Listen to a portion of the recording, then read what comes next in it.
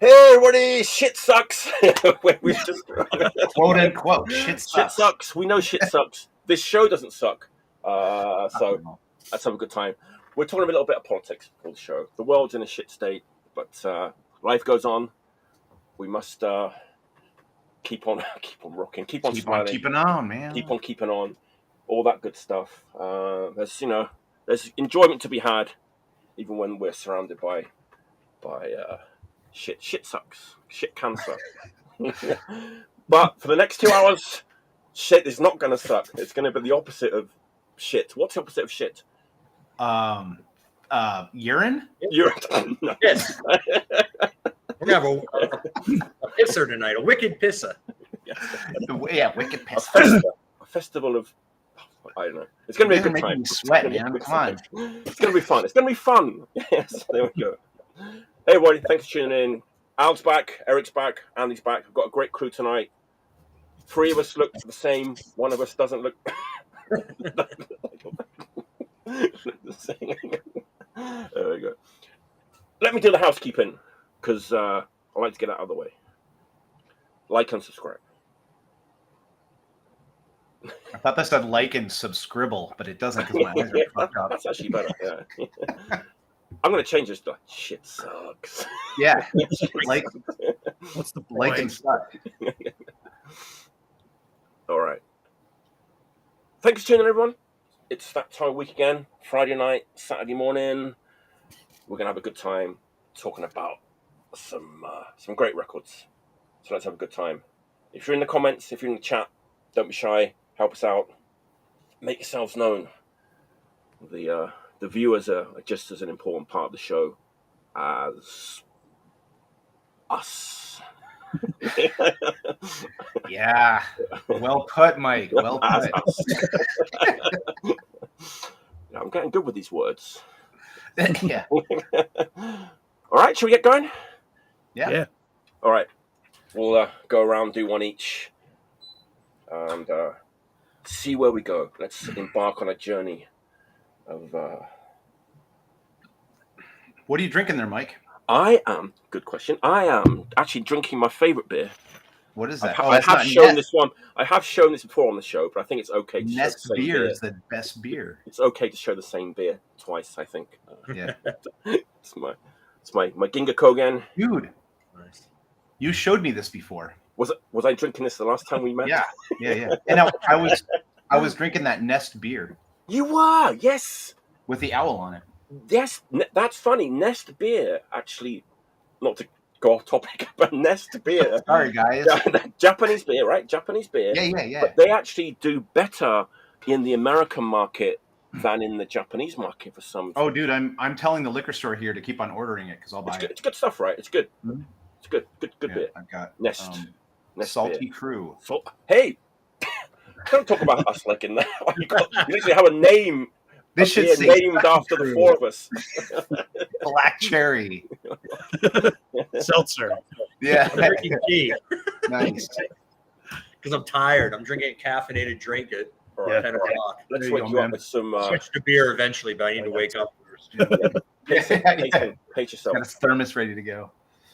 All right. Let's quickly cast our minds back to last week, because we were super excited about this record, and it's going to sort of segue into my first pick. We were talking about The Dark last week. This interesting, amazing record that kind of really delves into... They're an LA band from members of Toskos and stuff. Yeah. On Toxic State, who kind of delve into mid-80s Japanese hardcore, especially the Execute, and a certain period of the Execute. To be precise, the blunt, sleazy era of Execute. Yeah, right. Which you can also find on the split with Inferno, released by Passmore in like 1986. Okay, so we were really excited about this record like last week. Check it out. That's cool, Dark, man. Sinking into Madness. That's from last week. And, okay, so, Bogota, Colombia. There's a lot of good stuff, a lot of good music coming out of Colombia. I'm curious what you've got. It might be a crossover with one of your picks. We'll see. So I got this actually just yesterday, and it had to come in because I was listening to it like all last night. Colombian band, third LP, Muro. Oh, nice, dude. Yeah, man. Muro, Nuevo, Nuevo, Dogma, Yeah. out on Fuerza, Ingobernable. Which I think is their own, which That was I so think romantic. means the ungovernable force. That's what I think. Oh, wow. I can look that up. Let us know. I think I will. I think I'm right. Cheers, Vincent. But what was I going to say? Yeah. So I like this band. I like their first two LPs. Raw, Colombian punk. I put this on. I'm like, hang on a minute. This is sort of reminding me of something here a little bit. Guess who it's reminding me of? It's reminding me of the Execute. but a little bit earlier Execute, like from like 2 records before. So not the nasty. It's actually, and it was hilarious. I was like, okay, I know what Muro sounds like, but they've kind of injected this like mid-80s, like dark, like Japanese hardcore into their into their new record, and it's great. It's like super raw production. It's like the riffs are kind of metallic a little bit, but the guitar tone isn't a metallic guitar tone. Yeah. It's like they've got those mid-80s like Japanese hardcore riffs going on. Super overdriven, and like the that thing they put on the vocals to make it really echoey, like reverb or reverb. Lots of reverb on the vocals, which sometimes I can it's easy to overkill on that, but it's just nice, just the right amount of reverb and everything. And I was thinking, okay, a lot of that going on. there is a lot going on. Sometimes it's like, okay, you're doing this just sort of cover up like the lack of songs or whatever, because it has a certain sound, right? If you can't put everything into this like it takes the exposure away. Yeah, this is not like that. The songs are amazing, catchy. But it's funny. So I was like sat there thinking, man, yeah, this is reminding me of like the Execute a little bit. And then I went back to Punk and Destroy website, because I bought it from there, right? So I looked up the record on their website, and it literally says the same thing. It's like, it's hilarious. Like, this is a South American hardcore temptation. And Hardcore Temptation is the second EP by the Execute. So I don't think so. Do you know what I mean? So it's definitely a thing. But I'm not complaining. Apparently. But man, this record is hard to get though, man. Apparently it took like 6 months to kind of arrive from Colombia. They only made like 300 or something. Have you seen this band? They've been to the States. Where did you get that through the label then? Well, I mean, Punk and Destroy ordered it directly from the label. From the website itself. Okay. From the band, I think. Yeah. But they've been to the States a couple of times, right? I think. And oh man, I think my buddy from Colorado. Hi, Jared. Hey, is that the Native 7-3? Yeah, we played in that Longmont, Colorado's first hardcore band called New Breed. There you go. In Cheers, man. 1991. How you doing? Cheers. If you like Muro, if you like Colombian, if you like raw Colombian punk, check it out. Yeah, man. If you can find it. A lot of people have been talking about that. There's a lot of buzz. Super catchy. It's like that thing where it's like raw, a little bit noisy, but it's like you want to pogo and pump a fist. Yeah. Also, it's a beautiful packaging too. I'm not going to. There's a booklet, a bunch of posters, another huge poster. It's all like silk screened and oh, nice. It's like a real and I think it's recorded in their little like punk space in like they got a studio there or something like that. Yeah, it's called Casa Rat Trap. Pretty cool, right? So nice. Cool. That's definitely gone on my list. Nice. The ever-ending list of records of the year. Yeah, man. It's a good one. Muro. Nuevo Dogma on Fuerza. Ingobernable. There you go. Hey. Nice. Cheers, Joe. All right. That's my first pick. Good one. Good one. All right. Oh, what you got? All right. So turn the this is a recent reissue that I have refound. So let's turn the clock back to 1989. Let's I do had it. bought this record, love this record. For some reason, somewhere along the way in desperation, I sold this record. Yeah. Oh man, we've got a lot of those, I right? could not afford to replace the record. Yeah. Yeah. I think a lot of us have probably run into that at certain points. Many times, yeah. Man, that record that Try to avoid it. I probably sold for $20 like 15 years ago and thought I was doing really good is now. And how much was it now to buy it back? Yeah. So I was really happy when this. Oh yeah, dude. No Means No. Yeah, man. That's a classic record. Yeah, to me, this is the pinnacle of No Means No. Like, agreed. Songwriting, the production, just the performance, everything. Like, they just kill it on this record. And have you seen him play before? I've never seen No Means No play. Yeah. I know, living in Connecticut, I know that they've come through a few times, many years ago. Yeah. I just was probably not around at the time, because if I had heard that they were playing anywhere, I would have gone to see them. But, being on tour during the summer and stuff like that back in the 90s and whenever, missed a lot. Sure. That's okay. Yeah, they're an interesting band. I've always found with No Means No that people like really love them, almost kind of culty, or they don't. I'm not going to say hate, but they kind of maybe like dislike it because it's a little proggy, I guess. Exactly. Yeah, it's definitely it's not just straightforward punk rock, Right. Yeah. It's like you said, it's I guess if there was a prog punk or prog hardcore, Yeah. It's thoughtful, Yeah, and the amount, just from three people, the amount of noise and everything, the fullness of the sound is pretty great. Totally. Yeah. I like all the records from the sort of alternative Tentacles period, but that one absolutely does stand out above the others. Absolutely. It's just amazing. It's a classic for sure. Yeah. And I've had it on CD this whole time, but it's nice to have it on vinyl again. Yeah. It's funny though, because like in Japan, like nobody really cares about No Means No like that much, and so I found like originals in kind of recent. When I say recent years, I'm sort of 10, 15 years. I've been able to find like originals of all that stuff, and I had no idea that they were sort of hard to find, but they are right now these days. Especially that one, right?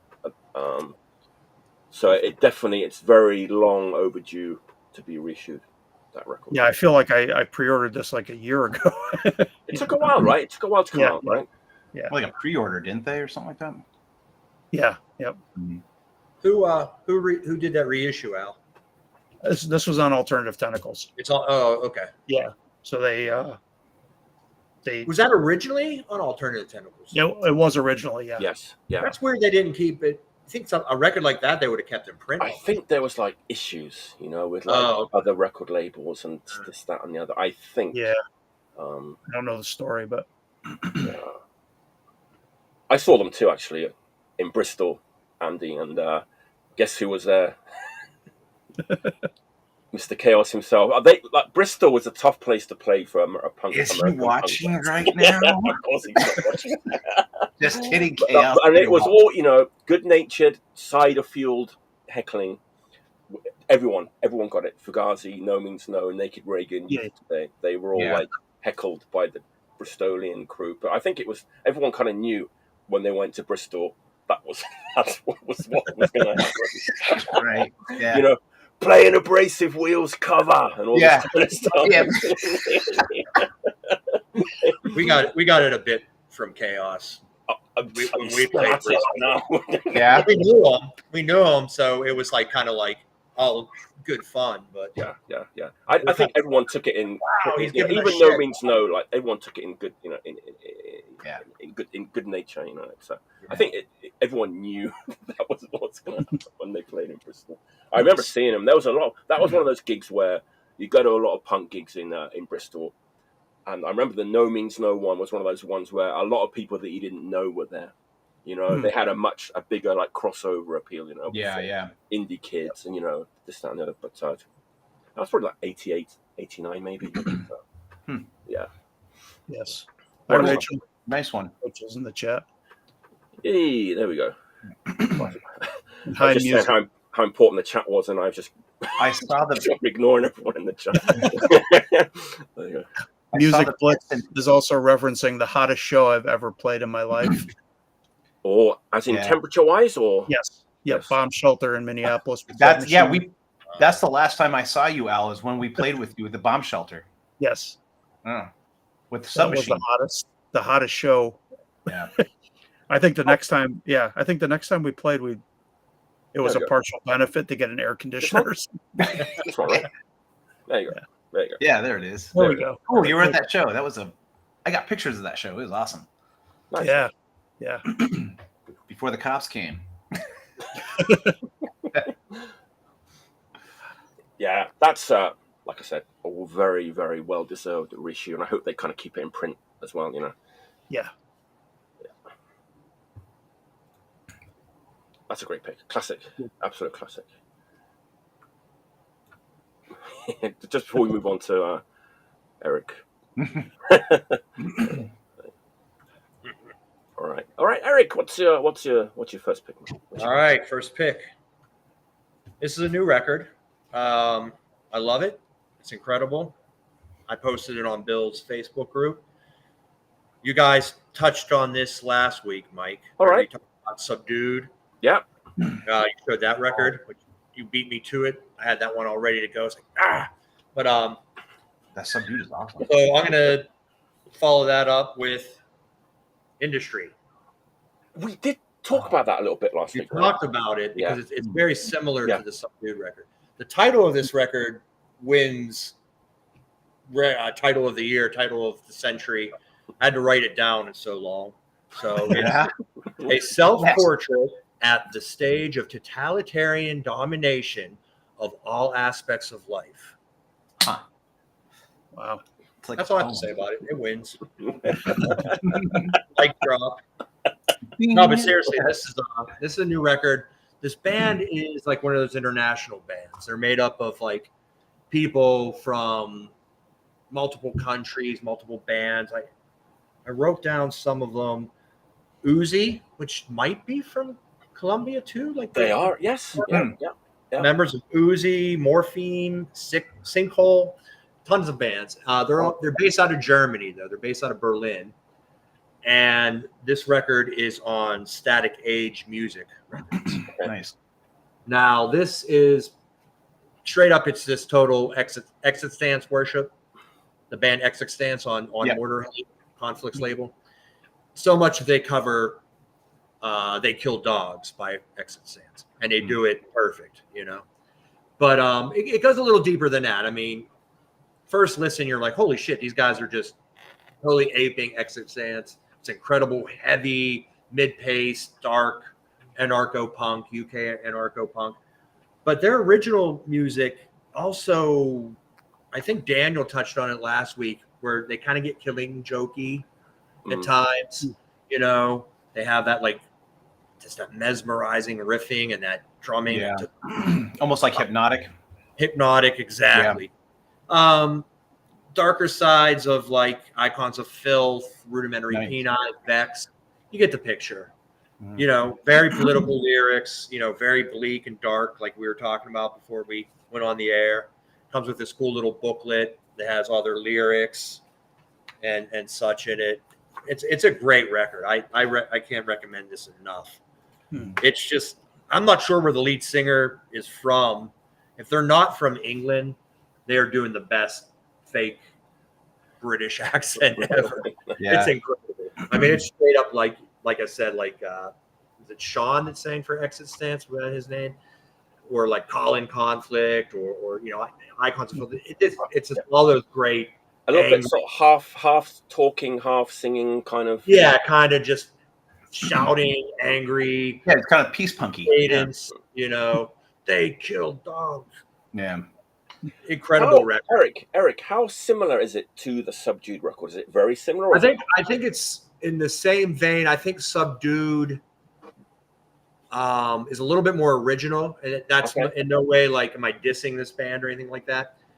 Subdued has a little bit more going on, especially with the guitars. Right. Mm-hmm. Like you mentioned last week, there's a little bit more guitar work. Not that there isn't on this, but Subdued, especially that latest record, Abattoir, they're taking it to a little next level than they did with their previous records. That record is freaking incredible. It's absolutely incredible. Yeah. Yeah. This is very similar, but this is also a little bit like I think I keep quoting Daniel, but he nailed it last week whenever he brought this up. This one definitely does have like a colder feel to it. Okay. You know, like the Subdued record is a little bit like heavier, warmer, darker. This is like darker, but like a colder feel, like a Killing Joke record would have. Yeah. You know what I mean? The production's colder. It's heavy as hell, but it's just. Eric, is this like a recording project or is it an actual band that like? They played live apparently at K-Fest a few months ago. Okay. People said they saw them at K-Fest in Copenhagen. Said they were incredible. Oh, the K-Town Festival? I'm sorry, K-Town. Yeah, that festival was awesome, man. I'm thinking of K-Town Records or something. I went back to K-Town. K-Town. K-Town. They played at K-Town. And everybody said they were great. Everybody who saw them was Nice. like, oh my God, they were so good. So there's hope. Maybe they'll play more. They play. Maybe they'll tour the States. Hint, hint. If anybody knows them, anybody's watching. I'd love to see this band live. Yeah, man. That'd Get be them out great. here. Skullfest next year. Yeah. I would. Yeah. I mean, this record is just great. It's right up my alley. It's just like Mortar Hate Records, Anarcho Punk, UK Anarcho. That's a really hard thing to come by these days, too.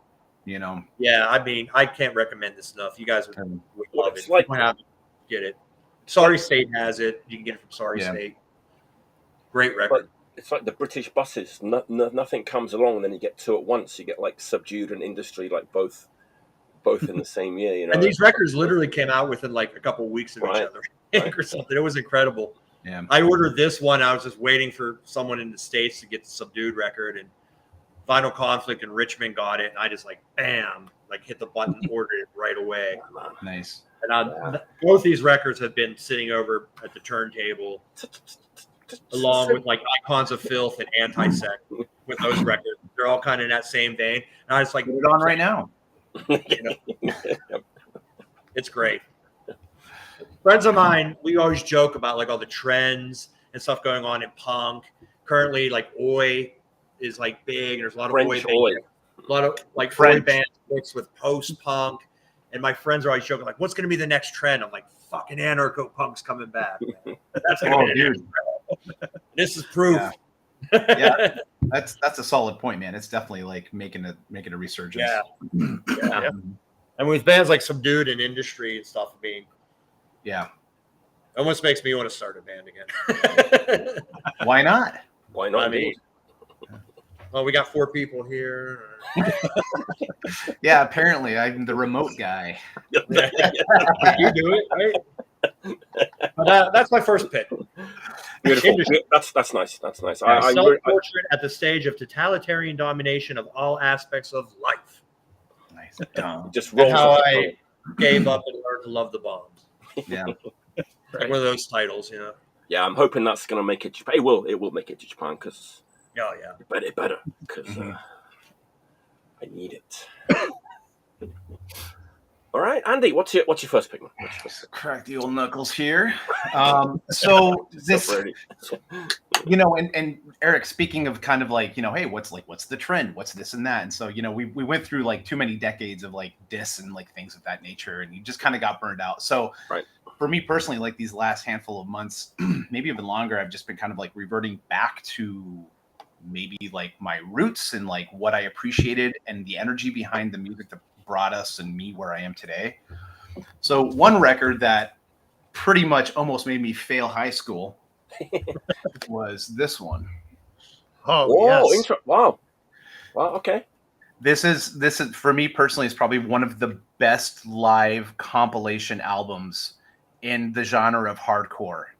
I would probably say not so much as punk, just because it was definitely more of a hardcore element for the show, but you had like Token Entry, you had Wrecking Crew, Rest in Pieces, and No for an Answer. So if you're not familiar with this, and it was Hawker Records, 1989, and Hawker Records was like an arm of Roadrunner Records. Okay.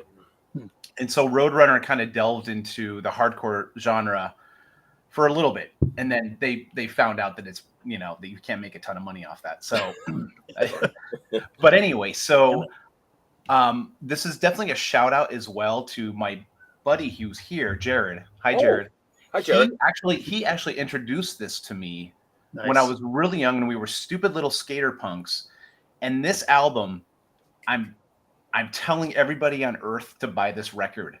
The token entry song, the live version of Jaybird on this, is probably one of the best skateboard themed hardcore punk songs I've ever heard in my life. Yes. There's so much energy in the song. So and the version of The Edge on there is awesome. The Edge, dude. And yeah, Pink Things, like all that stuff, like everything that Token Entry does on this is really good. Also, there's like No for an Answer. Like their set on this record is, I mean, I remember wearing my Walkman in like junior high. It was like high school or something like that. And I remember just wanting to like destroy everything in my path because the energy of No for an Answer is so, it puts you right in the moment. And when you're young and you're hearing that and you've never seen that before, because I was in a small town in Colorado, it just like, it was a rebirth, man. So this is definitely like my heart and soul, man. This is a good record. That's a great pick, man. It is, dude. Yeah, and I didn't like expect that from you, if that makes any sense. It's like, you know. Yeah. And if you, yeah, and there's 4 bands, like I said, and it's just it's such an incredible piece of history in hardcore, especially, and it's live at CBGB's. So the energy is just super insane. So if you can find this, get it. It's so worth it. It's rad. That's amazing. 1989, I was seeing a lot of those bands. I saw Token Entry in 1989. Did you? Like a mile down the street from my house. Man. In this old Masonic temple.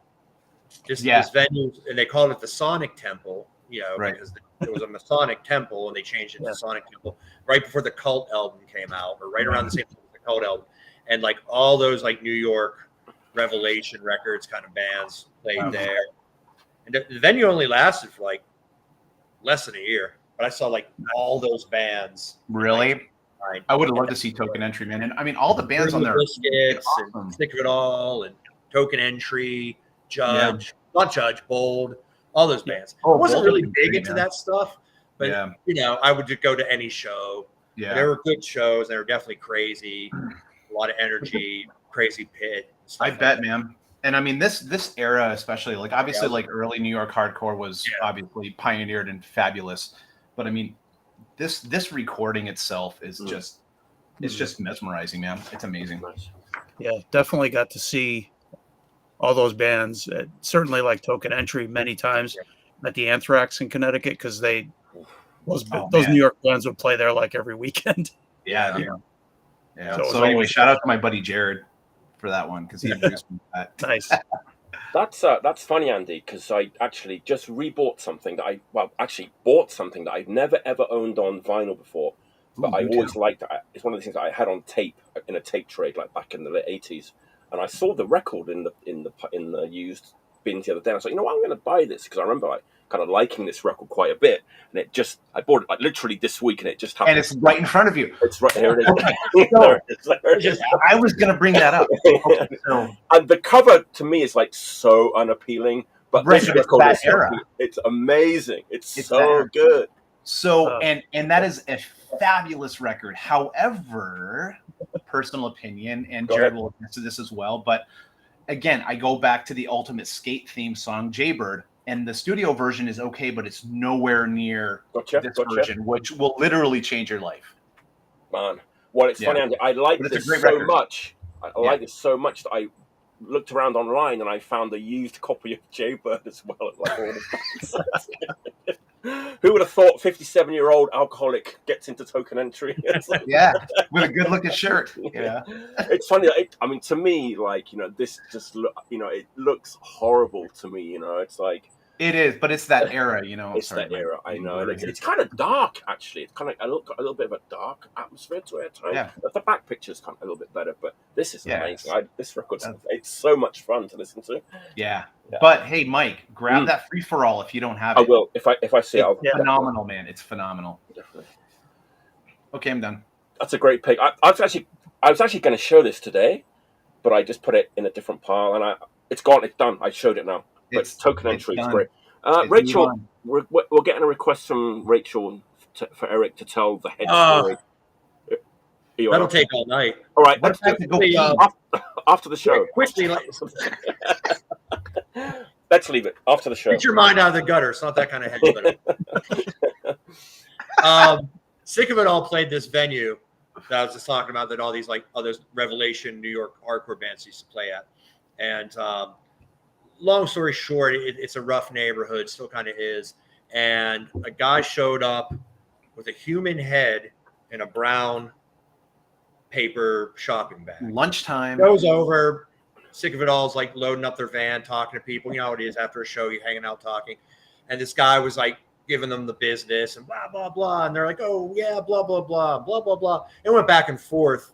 And then I think Sick of It All is finally like, okay, enough's enough. We're not going to like yell at this guy anymore. And the guy just started going off. I'll get you, motherfuckers. I'll kill you. I'll get you. And like I did this guy, and he pulled a goddamn head out of a shopping bag. And everyone's just like, we're out of here. Everyone jumped in their cars and ran for the bus. Man, I'm shaking. Like freshly decapitated. A decapitated human head in a shopping bag. And everyone's like, bullshit. That never happened. And we'd all tell the story for years. And a few years ago, we had like the Aus-Rotten house down the street. Our roommate brought home like a Rolling Stone or a Spin magazine or something, had an interview with Sick of It All. And one of the questions was basically like, what's the craziest thing that's ever happened in one of your shows? Like, we played Pennsylvania once and a guy had a head. So we whipped it out of the fucking magazine, highlighted it with like a highlighter yellow marker and put it on a refrigerator. So anytime anybody would stay at our house or something, we'd like, see, it happened straight from the horse's mouth. That's bizarre, dude. I've heard that story before. Yeah. Like Lou told me that story. Did he? Like, yeah. That happened a couple miles down the street from where I'm sitting. So just real quick, like how close was he to you guys? Like when he pulled the head out, was he like feet away or obviously close enough to see it's a head? It wasn't like right up and next to us. Yeah. You know, it was the band and it was just like people hanging out and stuff. And he may have been like across the street or something. You know what I mean? I don't know. It was a long time ago. That's I don't remember man. All the details, but it don't bring a head to a punk show. Keep it at home. Keep it crazy at home. But yeah, like all those hardcore bands used to play at the Sonic Temple in a place called the Upstage. Actually, Token Entry may have played the Upstage. Doesn't matter. Regardless, I saw them in '89 around that time, probably. Man, you remember the COVID years? Remember that? Back in the day. Back in the day, when we were young. COVID was nothing compared to when we were young and had hair. Back after the war and then before the war. Well, I did a lot of stupid things at that time. I think probably the most stupid was like I made this series of videos where I drank like a bottle of tequila and then like recorded myself hissing like a cat out in the communal area of this apartment building, but people really liked it, and what was that last I was under some pressure to keep making them anyway. But the other stupid thing that I did during COVID was I decided, you can see all these records, I decided that I was going to separate my punk records and my hardcore records into like two different sections, and I did it. That's a lot of energy, man. It was a lot of wasted energy, and it has caused me a lot of wasted energy trying to find shit from that episode. Wait, was that a punk album or a hardcore album? My case in point of my pick tonight. Okay, so I was convinced, and I convinced myself that I would definitely have put this record in the punk section, and then so I went to look for it, and it wasn't there. So I was like, shit, maybe I sold it. But I love that record. I wouldn't have sold it anyway. A few days went past, and I found it.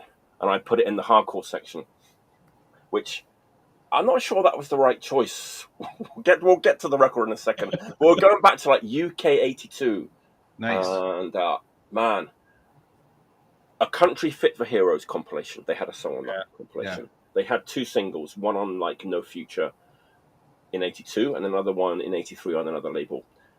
Dave Ellesmere, aka Bambi from Discharge, played in this band for a while.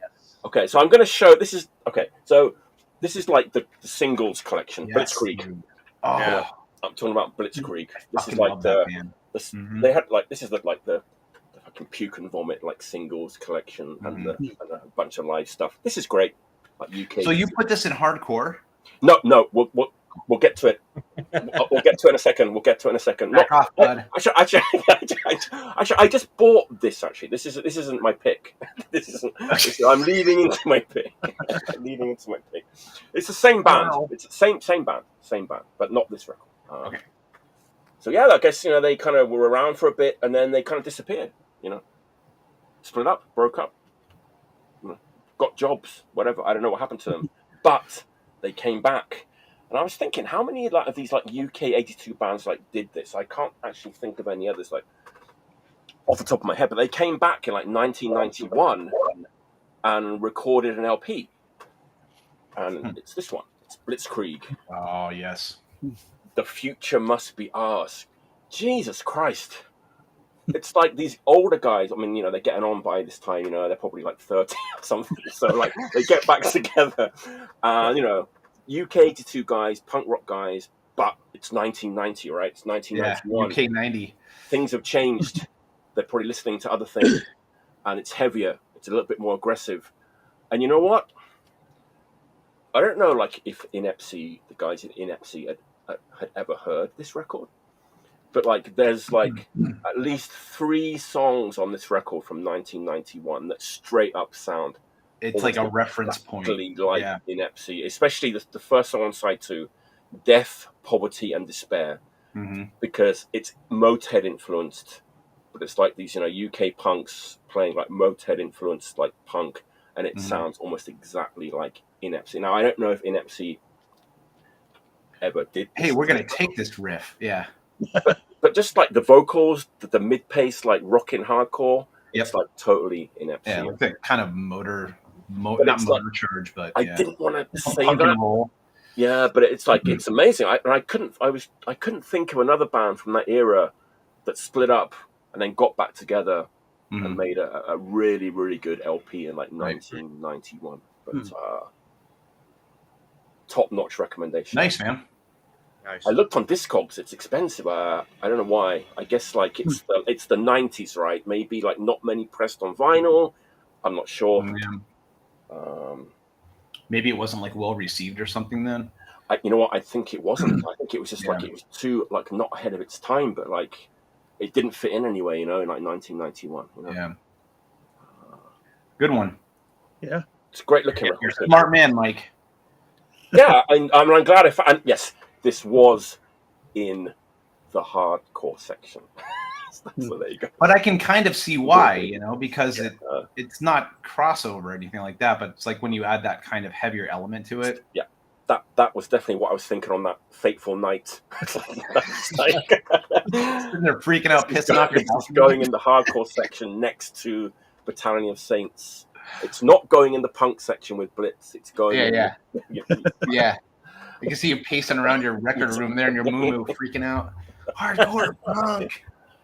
Honestly, if you like fucking Inepsy, go back. Yeah, how can you not like Inepsy? I know, And Dave, as I said, Dave from Discharge was in this band, or Bambi was in this band for a bit. He doesn't play on this record. So. Yeah, I thought you were originally talking about the Insane when you mentioned Bambi. I thought you were going to show an Insane record, and then I was like, oh wait, Blitzkrieg also. That's right. Dude, I love the Insane. Berlin Wall, all that stuff. That's a great comment because of the Insane connection, they do an Insane cover on this record. Oh, okay. What do they do? Well, according to the back notes, it's The Reality of Ultimate Power. But I think they got it wrong. Or Why Die? Why Die? Why Die? They've got the icons wrong. They have... there's an asterisk and another icon. They got them wrong. It's Why Die, right? Yeah. Why Die's the Insane record. And there you go. Yeah.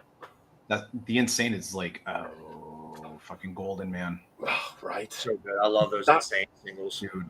That's on the conflict compilation. Is it the whole world's going insane? The whole world's going insane. Yeah. But even like they had the track on Punk and Disorderly as well. Wait, was it? Did they? Punk and Disorderly? Yeah. Yeah, the first Punk and Disorderly. Yep. The first one, yeah, Volume 1 or whatever.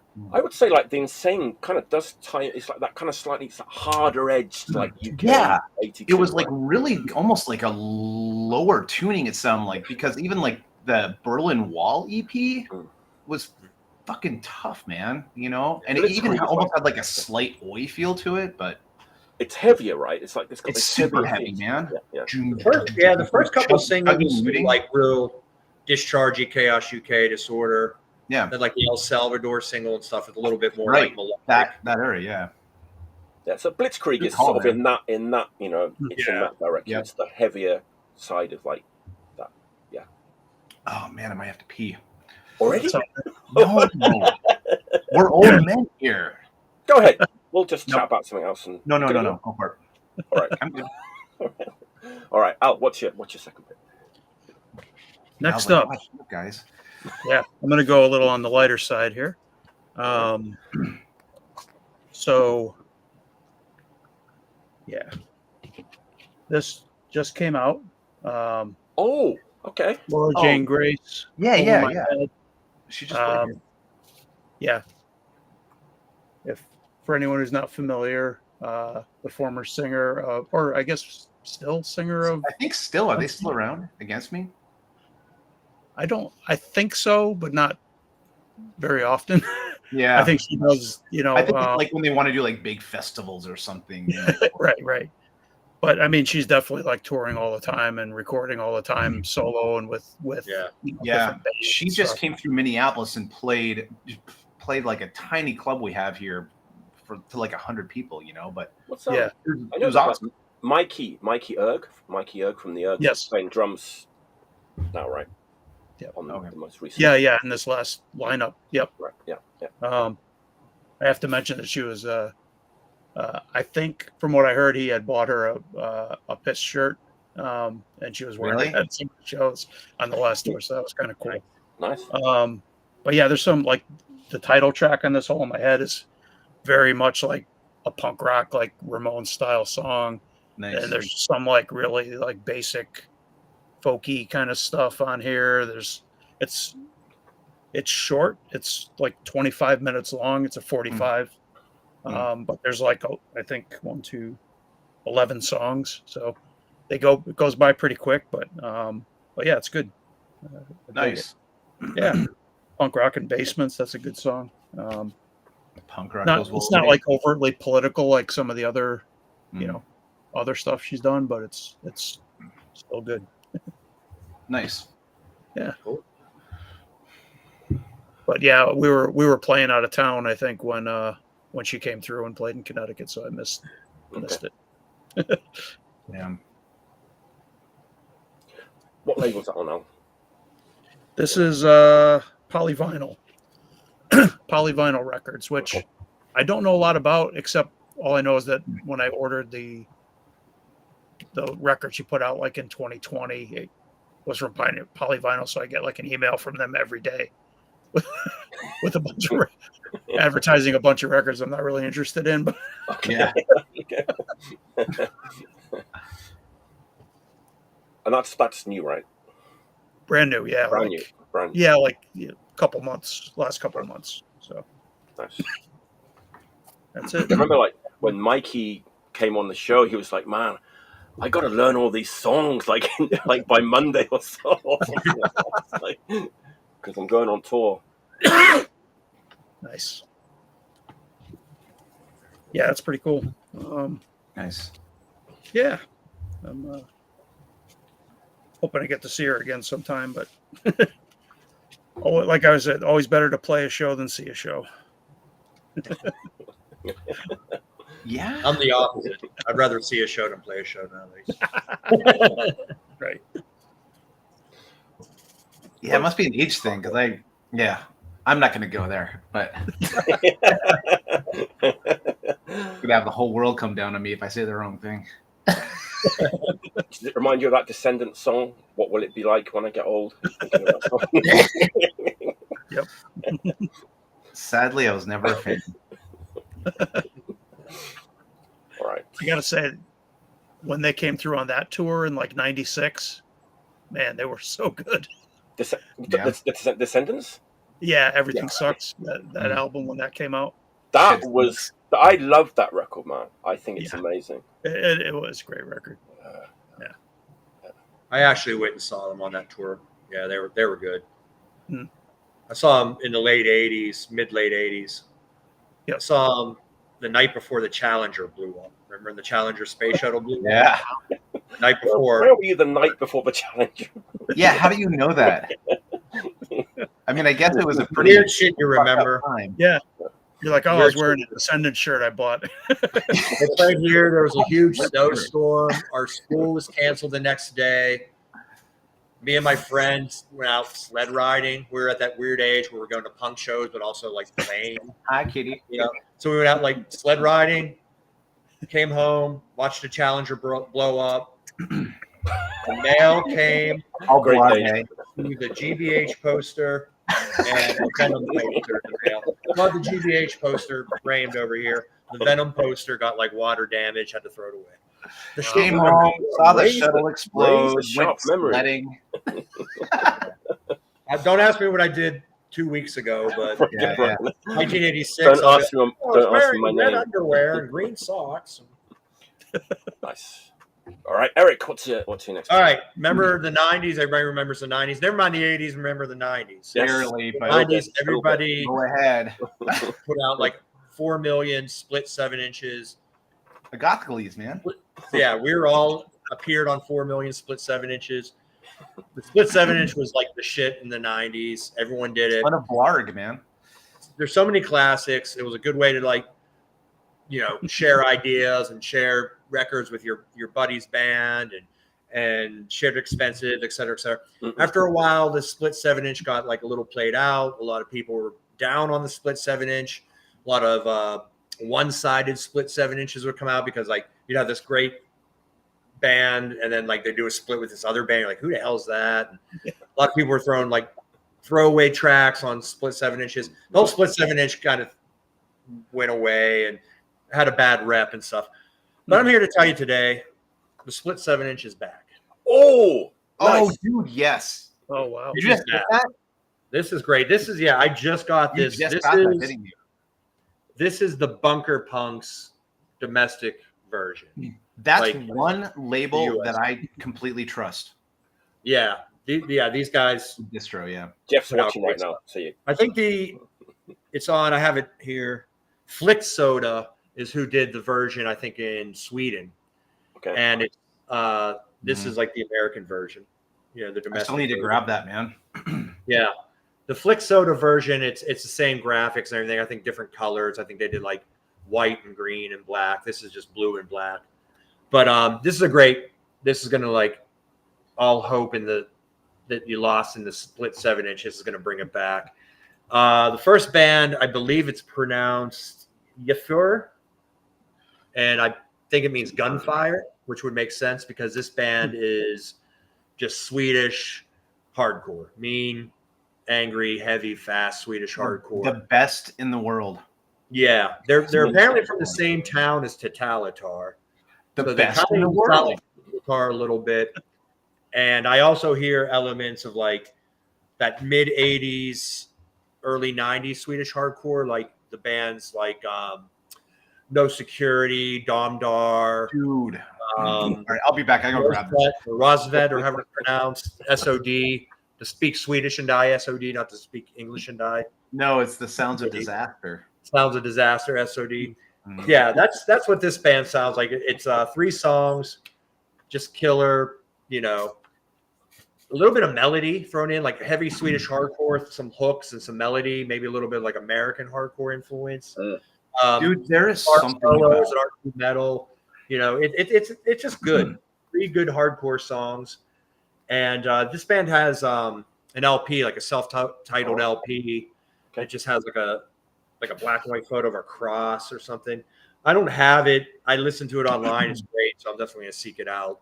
But and then Rat Cage. Yeah, we all know Rat Cage. They're fucking incredible. Or he's incredible. Is it still like a one guy project? They play live and stuff too. Yeah, right? they play live. He plays with the band live, but I think in the recordings he still plays all the instruments. Okay. Right? Right. I believe his name's Brian, I think. But Rat Cage, it's just 3 more songs by them. Incredible. Rat Cage is one of those hardcore bands. They're based out of England, Sheffield. Yeah. You know, everybody says like, oh, okay, they mix Swedish hardcore with British UK 82 with like negative approach style American hardcore. They do that. They throw it in a blender and it comes out perfect.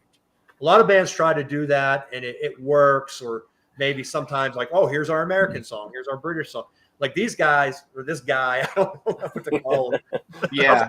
These guys, this band, they do it great. They mix it. Yeah, it's got that signature sound for sure, man. Yeah, like it's very hard to pull off. Yeah, they're one of the greatest pull it off. bands going. Yeah, they're incredible. All their records are great, and here's 3 more songs from them on this split. So it's 6 songs, 3 bands, or 3 songs from each band, and the split 7-inch is back. That's excellent. When you've got like when it's quality, you know, I haven't heard that, but when it's like I know what you're saying about like we got a little bit burnt out with the split 7-inch because there was like a lot of throwaway tracks and like exactly, leftover tracks and like but like now it seems like bands are putting like and compilations, they're putting their good material right on the split singles and the compilations and that last Rat Cage record is fucking great. This is easy to find now. I recommend grabbing it. Lastly, Rat Cage has the 3rd song on their side is called Thatcher's Back, which is appropriate. Yeah. And I put it on. I was just like, listening to the record, doing some stuff. And the riff kicks in. It's just got this jin, jin, jin, jin, jin, jin, jin, jin. I'm listening to it. I'm like, man, how do I know that riff? I'm like, holy shit, they're about to cover Deep Purple. It sounds like Highway Star? Like Highway Star by Deep Purple. And I'm waiting for that John Lord keyboard. Like, to kick in. And I'm like, son of a, they're going to cover fucking Deep Purple. And I sat down. I was ready for it. And it does this little drum thing. And then this kicks into this like hardcore punk song. I don't know if it was deliberate. I don't know if they were trying to be funny or if it's I think it's a coincidence. It's the kind of shit I hear. I'm a big fan of like hardcore punk bands who listen to a lot of like 70s hard rock. Oh yeah. And like, inject a little bit of into their music. I think it's very dynamic. Yeah, that riff is straight up Highway Star Deep Purple. I don't know if it's coincidence or if it's intentional. It caught my ear, made me laugh. I thought it was great. And it gets me every time. Every time I've been playing that record a lot this week and taking my notes and stuff because, yes, I have to take notes. I'm at that point in my life, but it kicks me every time. It kicks in. I'm waiting for that John Lord, Lord in through the Marshall stack, and then I'm like, I fell for it again. But great record, highly recommended. Great record. And Jeff's here, Bunker Punks in house. Nice. Yeah, there you go. Here he is. Hi, Jeff. How you doing? All right. Good job, Jeff. Yeah. Lovely stuff. All right, Mr. Lefton, what's your next pick? Let me just take my aging hand here. All right, speaking of the best place on earth, this is the new Lotstürmer LP. You know what? I was wondering when that was going to show up on the show. It just showed up. It did. And it wants to say hi. Hi, Mike. How are you? Good to see you. So for you folks that may know me, I love anything Swedish, all the stuff, the D-beat, the hardcore. Oscar at Not Enough Records, good buddy, sent me this as a gift. Thank you, Oscar, very much. So I'm going to be doing a review of this LP. It is absolutely fucking phenomenal. It's what you would expect from, Kang punk, hardcore punk, Swedish style D-beat. The first track it's so mind blowing because usually with that stuff the energy is so high. There's no build up. It's like you should probably put your seatbelt on first before you put the record on because you're just gonna fucking tear your socks off, man. But yeah, the new Lotstürmer, and this was a co-release, so it was Phobia Records. Okay. Not Enough Records, and then I think Denial. Yeah, Denial Records, which is spelled like D-I and then like nihilism, Denial. And this just came out, so it's this year. And there's the beautiful folks of Lotstürmer there, which, you know, is also members of Mob 47 and Desperate. I believe Driller Killer, I believe. But yeah, this is, I just got this, I think, last week.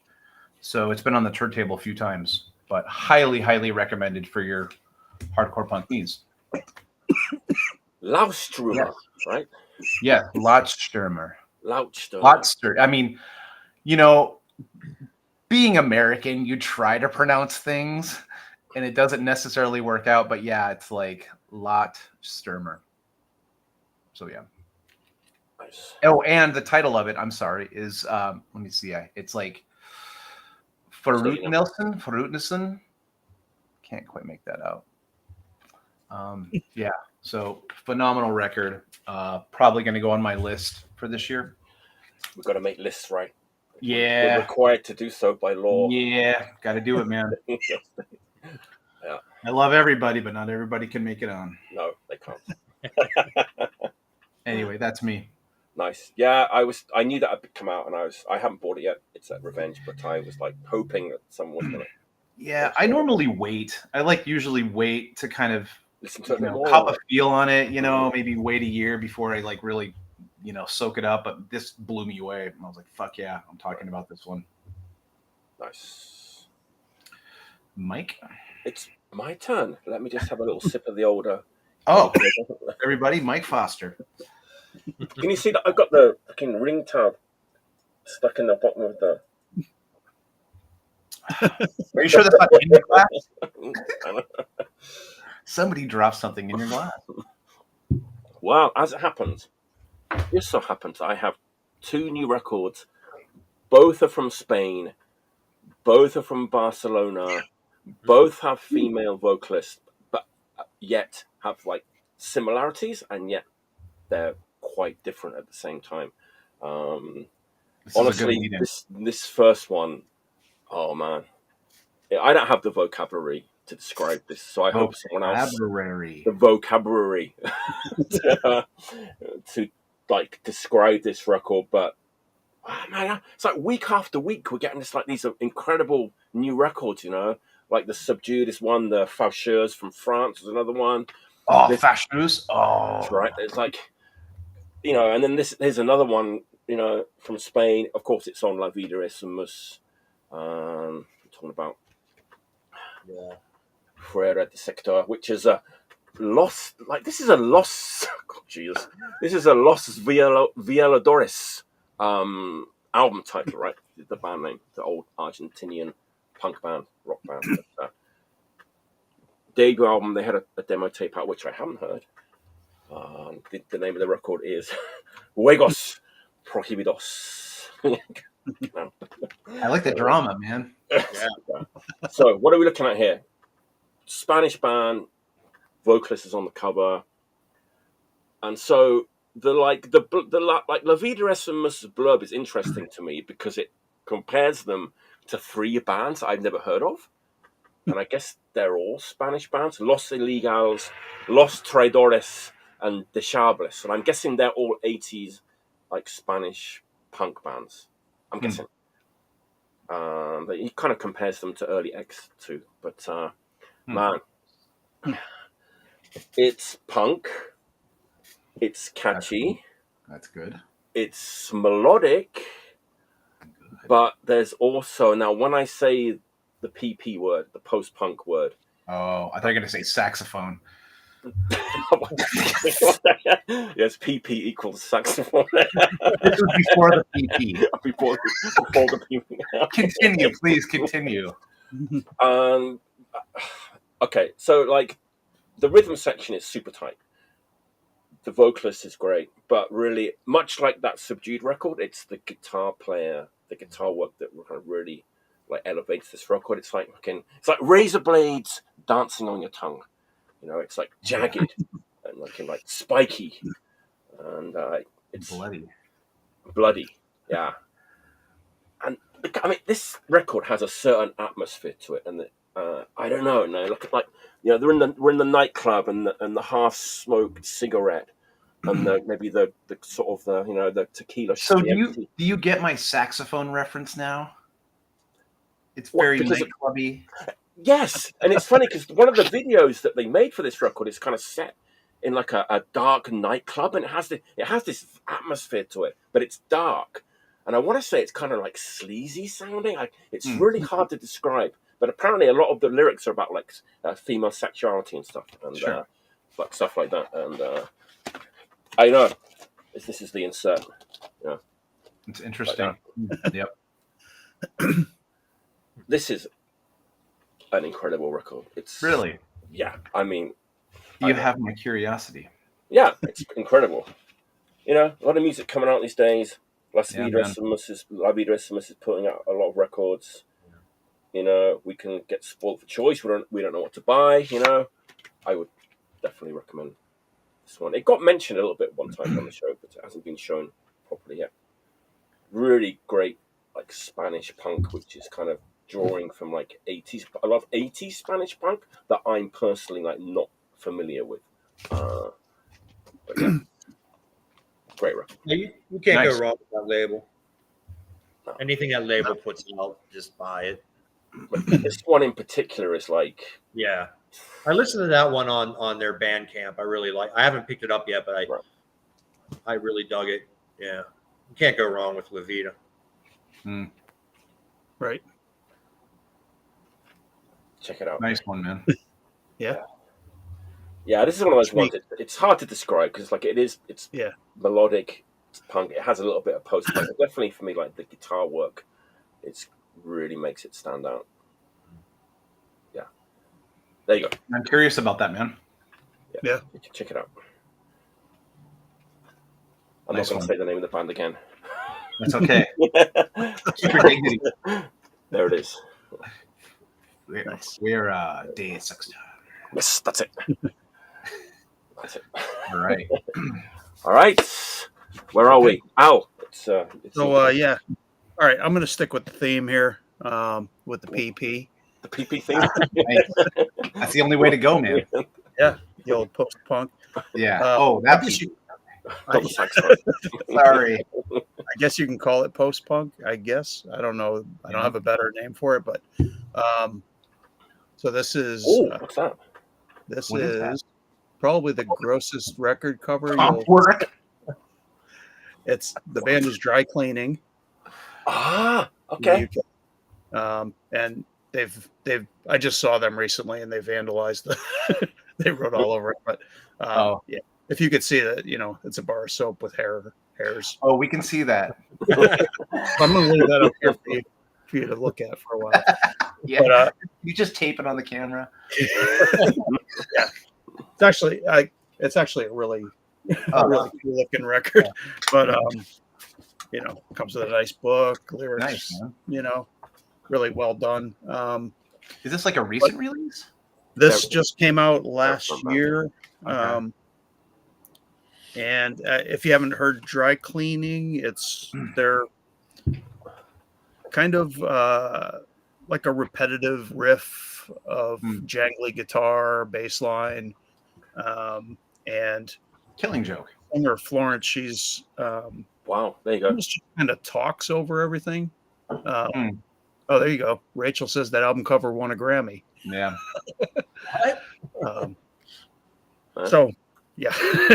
Apparently it was some famous artist from the UK that put that record together. But interesting. So she just kind of talks almost like it's a step above like ASMR kind of talking, but very almost some of it's almost like she seems like she's disinterested and just kind of talking over the music. And but I really find that I could put it on and just not so much as background, but just I'm down here organizing records and doing stuff, and I'll just put it on over and over again down here. So and they were excellent live too. Nice. Where are they from? They're from the UK. They're from the UK. They're kind of like they're kind of quite a big band, you know. I think so. Yeah. It's like they're sort of like in that Idols, Viagra Boys kind of range of popularity, I would say. Yeah, they're definitely, a well-known band. I think they played at Glastonbury kind of scene.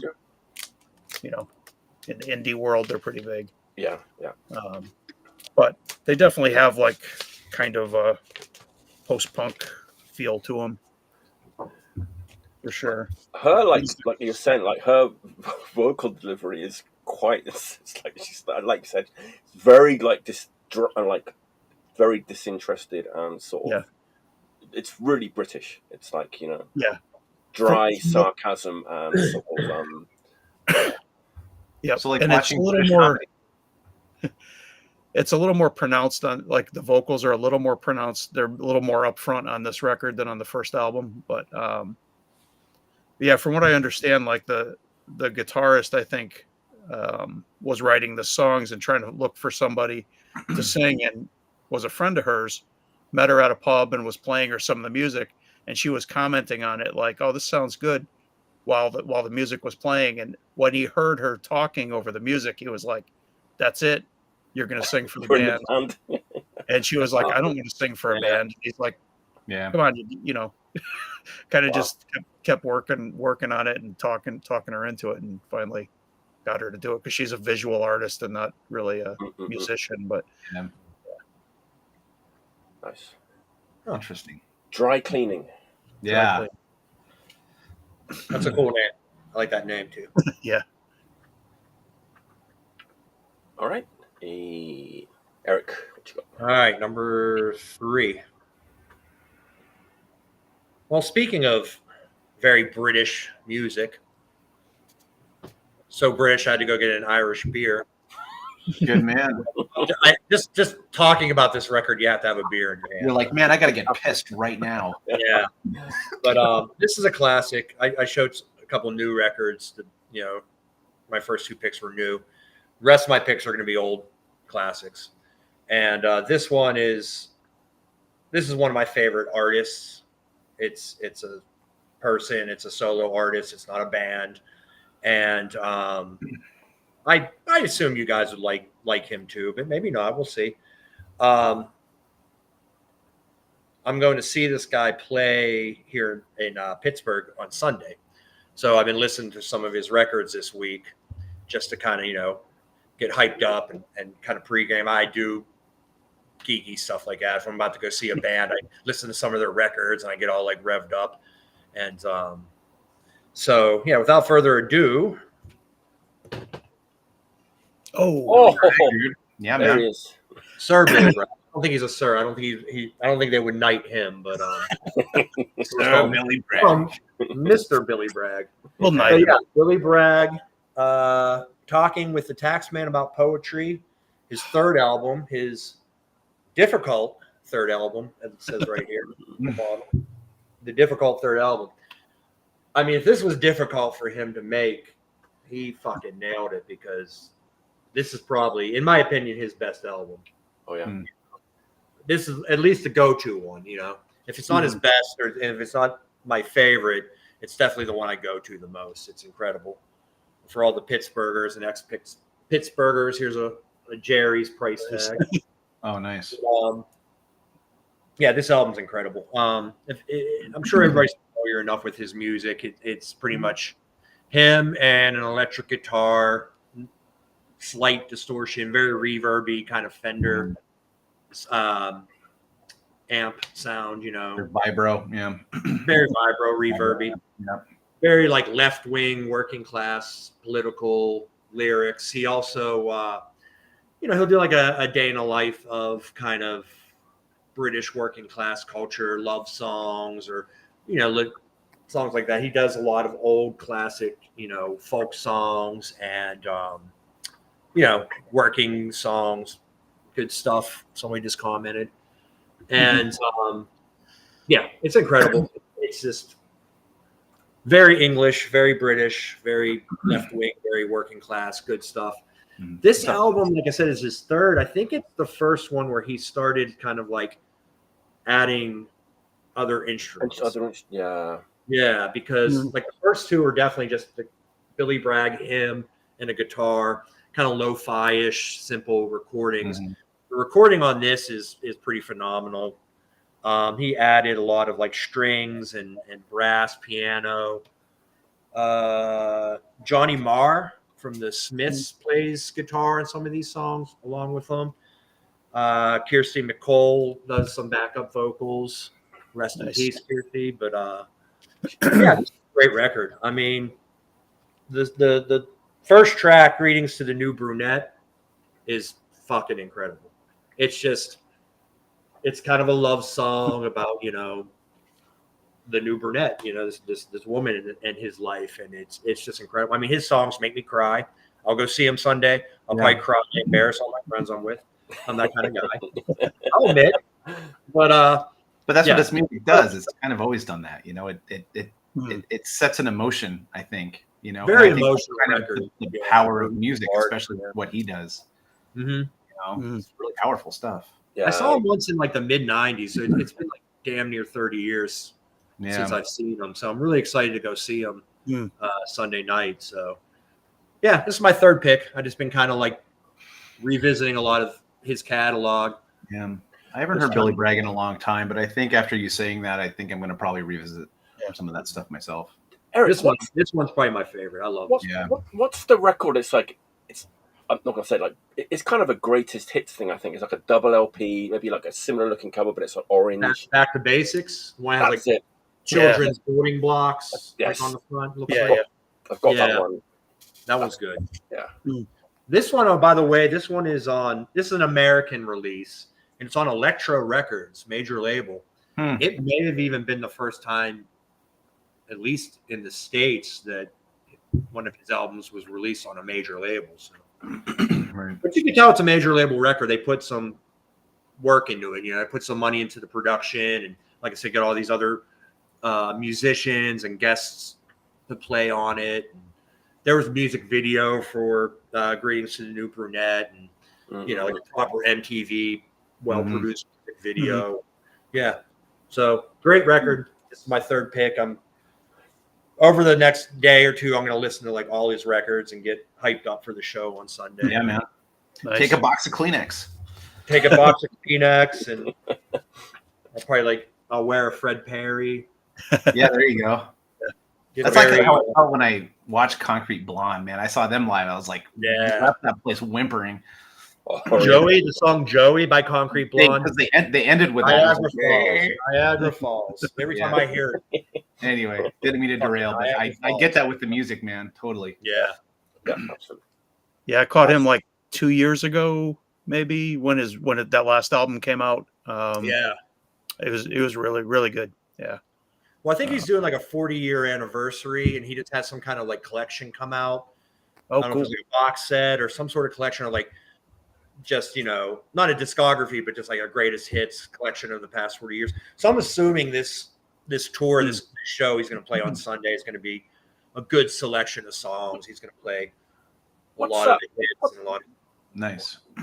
What's the audience like at a Billy Bragg show? Do you get like younger people and stuff coming along, or is it all? I don't know. It's all people in work shirts. Yeah, coming right off the assembly line. Yeah. I mean, I saw him in the mid '90s, and I was looking like Andy, black spiky hair, black flight jacket. I went with a skin bird, with a skin woman. You know, so I was like all like looking like Discharge. She was looking like, you know, a skinhead. Discharge. And there was all walks of life there. Yeah. That's go ahead. No, Mike, go ahead. I was going to say, I like the fact that you did, because I do remember quite clearly in the 80s that Billy Bragg was sort of an unnecessary target for holier than thou punks. Yeah. I looked at him like a crazy punk house, and that his stuff was played all the time in that house, and it was crusties like everywhere. Yeah. But people hated him. That's my point. Was like in England, like he was like not the enemy, but it's like you know, it's like student music. You know, it was like hardcore punk. You English, right? And you could guess who the cheerleader was, right? It was like, nah, Billy Bragg. But even though he was singing, like the lyrics are amazing, all the issues. Nah. It's like, it's tough sometimes, right? It's like it was people were not having it in the punk scene, which kind of like how we felt about like the Smiths or something. Well, everyone loves the Smiths now. And I remember when I was in high school, I was like, the Smiths. I'm like, it really? seems like so stupid in retrospect. So then, if the UK rejected Billy Bragg, I mean, what they think of like Tom Waits? The like UK didn't reject Billy Bragg. It's like a certain subsection of the punk. Yeah. It's an elitist thing, Yeah. I think most Tom Waits was not most safe to enter. Love Billy Bragg. He's great. It's I mean, I wasn't a huge fan back then, but I didn't harbor any hatred towards him. I'm going with like a big group of people. We're all going together. Like most people I know love him. I thought I was like the only one. I thought like, man, nobody is gonna like this. People are like, but I'm surprised when I bring up Billy Bragg and I'm like waiting for it, and then people are like, no, he's great. I love him. I'm like, I think it's like people are always like, it's like, well, New Model Army as well, right? People were very quick to like shoot Model Army down. I don't understand. Even made a fucking record about them. It's like choose your targets. It's like you're trying to sort of take New Model Army down. There's bigger things to worry about than like New Model Army. It's like New Model Army is amazing, man. Right? But people didn't like the fact that they signed to EMI and all that blah blah blah. But we were very sensitive back then. All right. Andy, what's your next pick? Oh, man. Oh, me again? Okay. So you know how I told you guys I was kind of taking a little trip down, like, nostalgia lane, whatever. So one of my very first punk rock show in the 80s, this band, like, sealed the deal for me. It changed the absolute trajectory of my life. And my first experience seeing them live, I wasn't even like knew the show was going on until I came across like this huge bay window in Boulder, Colorado, this coffee house called Penny Lane. I know like Uniform Choice played there, 7 Seconds played there, a bunch of like iconic bands played there. However, I was on the street with my buddy Jared, like I mentioned earlier. We were just milling around like little dweebs that we were, and I came across this band called Dead Silence. Oh, I thought that's what you were going to say. Dude. And so Dead Silence was my first experience seeing live punk, like live punk. And so this, I see Jared. Yeah, dude, Dead Silence. And so, Jared, my buddy Jared was also another one that kind of turned me onto it. And then we were in Boulder one day. We came across a show at Penny Lane and they were playing. And I was just like, the energy like completely changed my life. So it was like, a kid in a candy store, I was like face up against the window. I couldn't get in because I didn't have money, but I'm watching the show happen. So anyway, they were around, I think in the maybe early 80s or mid 80s is when they started. And they lasted until about the late 90s.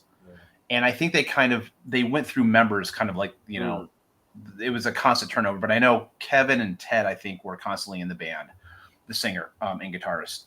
But anyway, this box set just came out, and it's 4 of their EPs. So it's going to be the Freedom EP, and which this was great too because they took a piss take out of Bad Religion.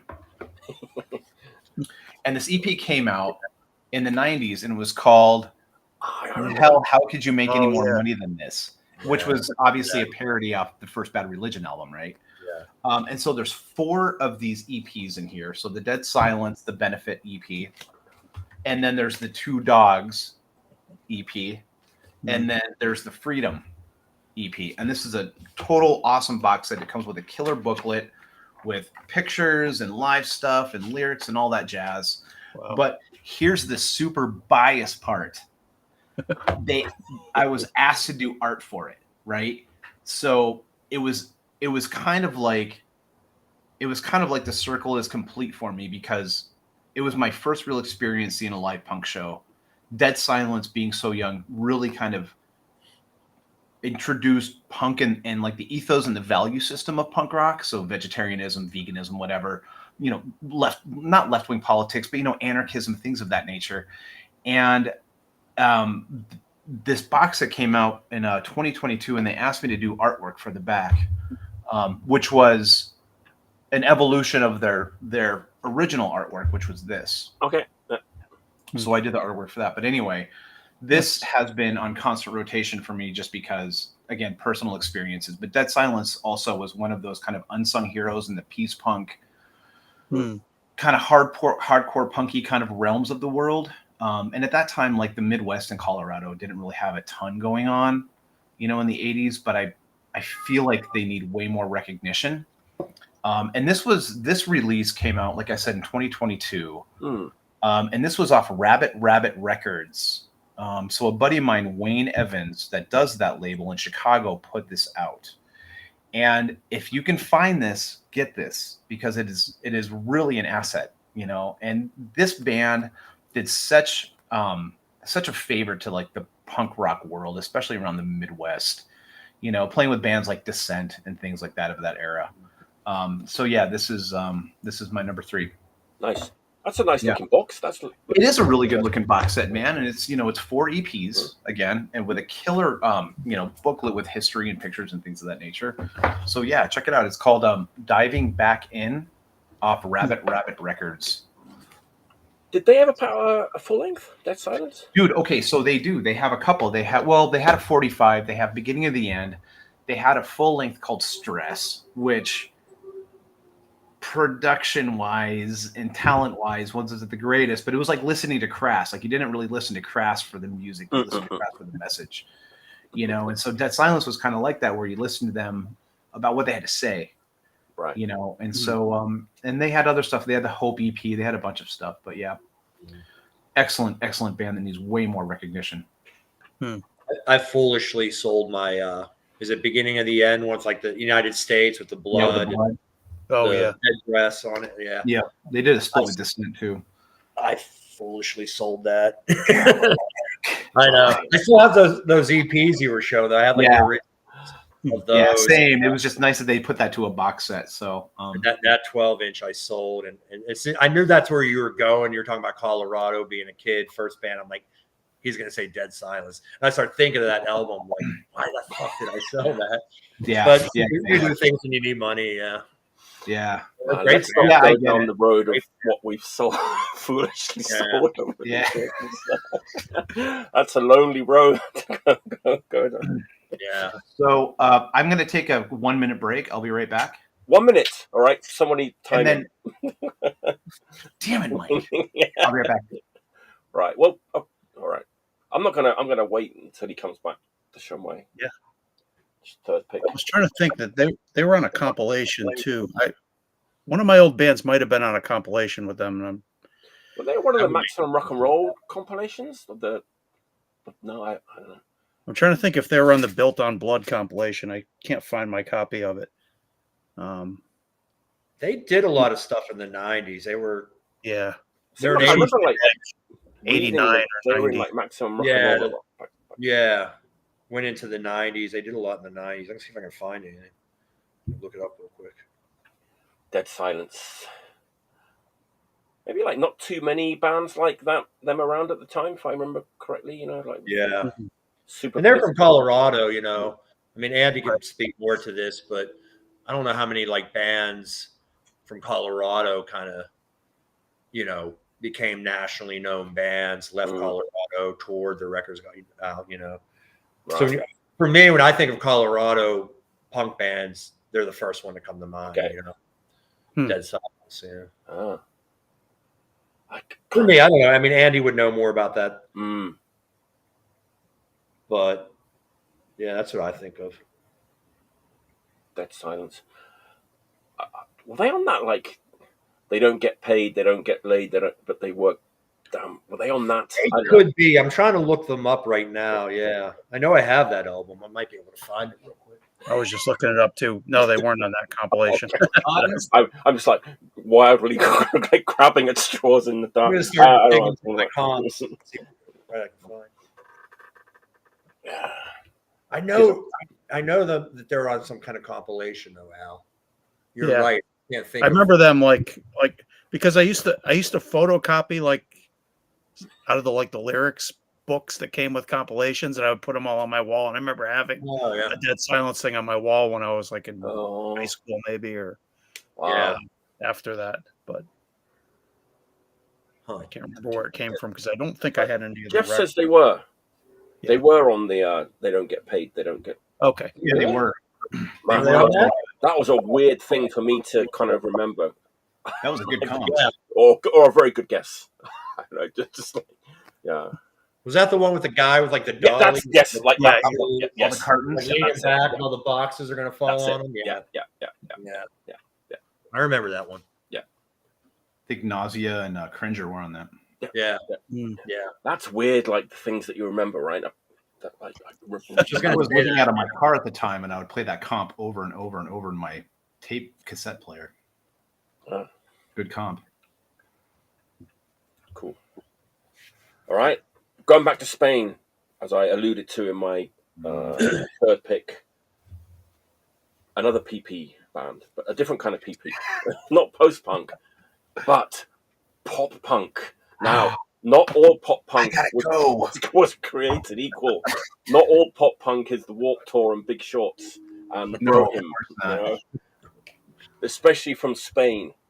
There's so much like good pop punk. It is pop punk, and people might like kind of dance around it and like not say that it's pop punk. It is pop punk, and this band is amazing. So we've been lucky this year with Spanish female-fronted like pop punk. We had the Accidente split LP with the Night Watchers. Even their full LP is awesome. Yeah. So that's what we're talking about. That kind of pop punk. And it is pop punk, but super political lyrics. What about the new record from Rotura? Ooh, I have not heard of this. Oh, yes. If you like Accidente, this is band for you. It's kind of similar. I want to say like a little bit more hard. Like Accidente is really sweet. It's like real nice, like super, super melodic. This is like a little bit more hard-edged, but I'm in the same ballpark. Political lyrics, sung in Spanish, female vocals. It's on Discos Enfermos, but it's also one of those records that's on like 20 different labels. So actually, it's nice for me because A to Z Records in Nagoya helped put this out.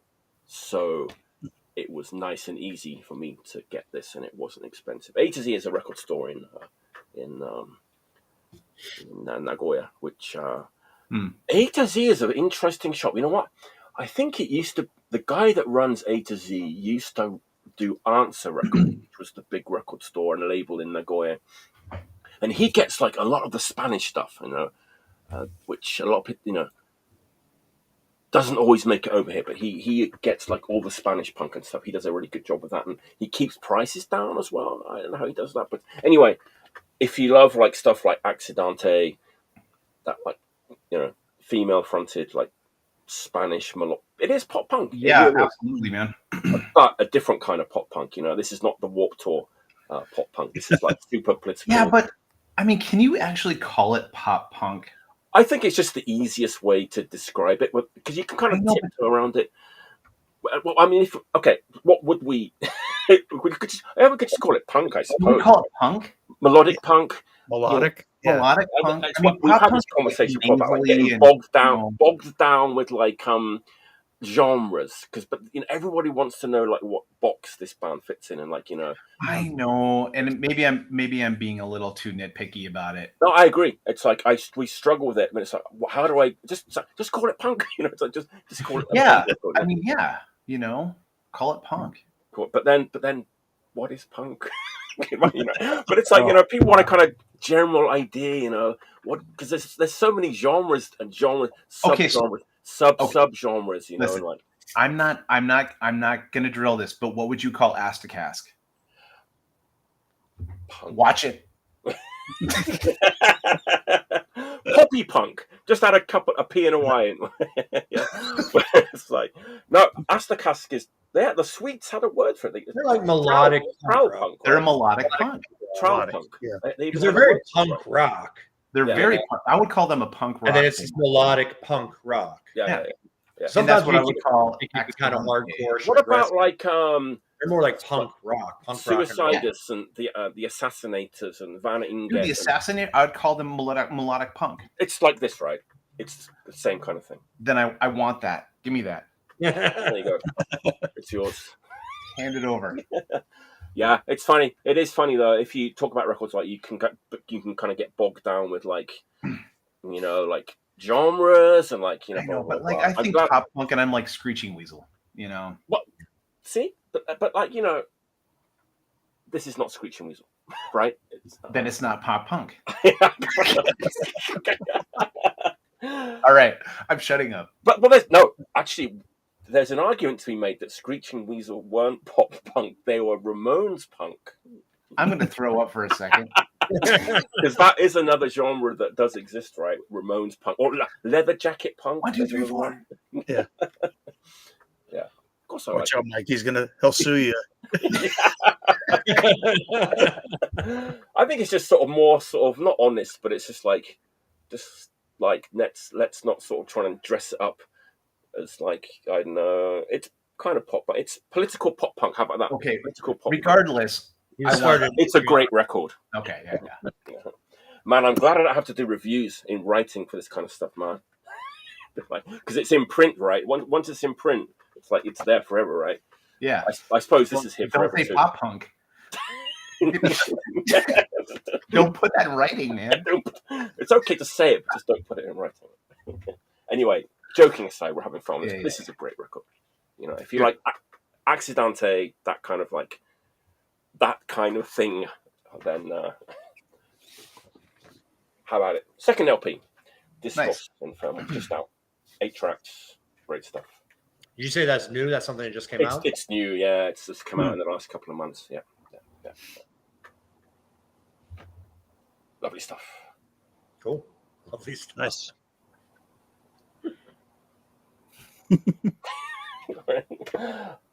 All right. Where are we? Oh, it's all right. Not pop punk. Your next pick. Cheers, everyone. Cheers. This is not pinky. It's not post punk or pop punk. Oh, come on. So this is Is it ska punk? It's not even punk. So what we got right here. Basement Beehive. The girl group Underground.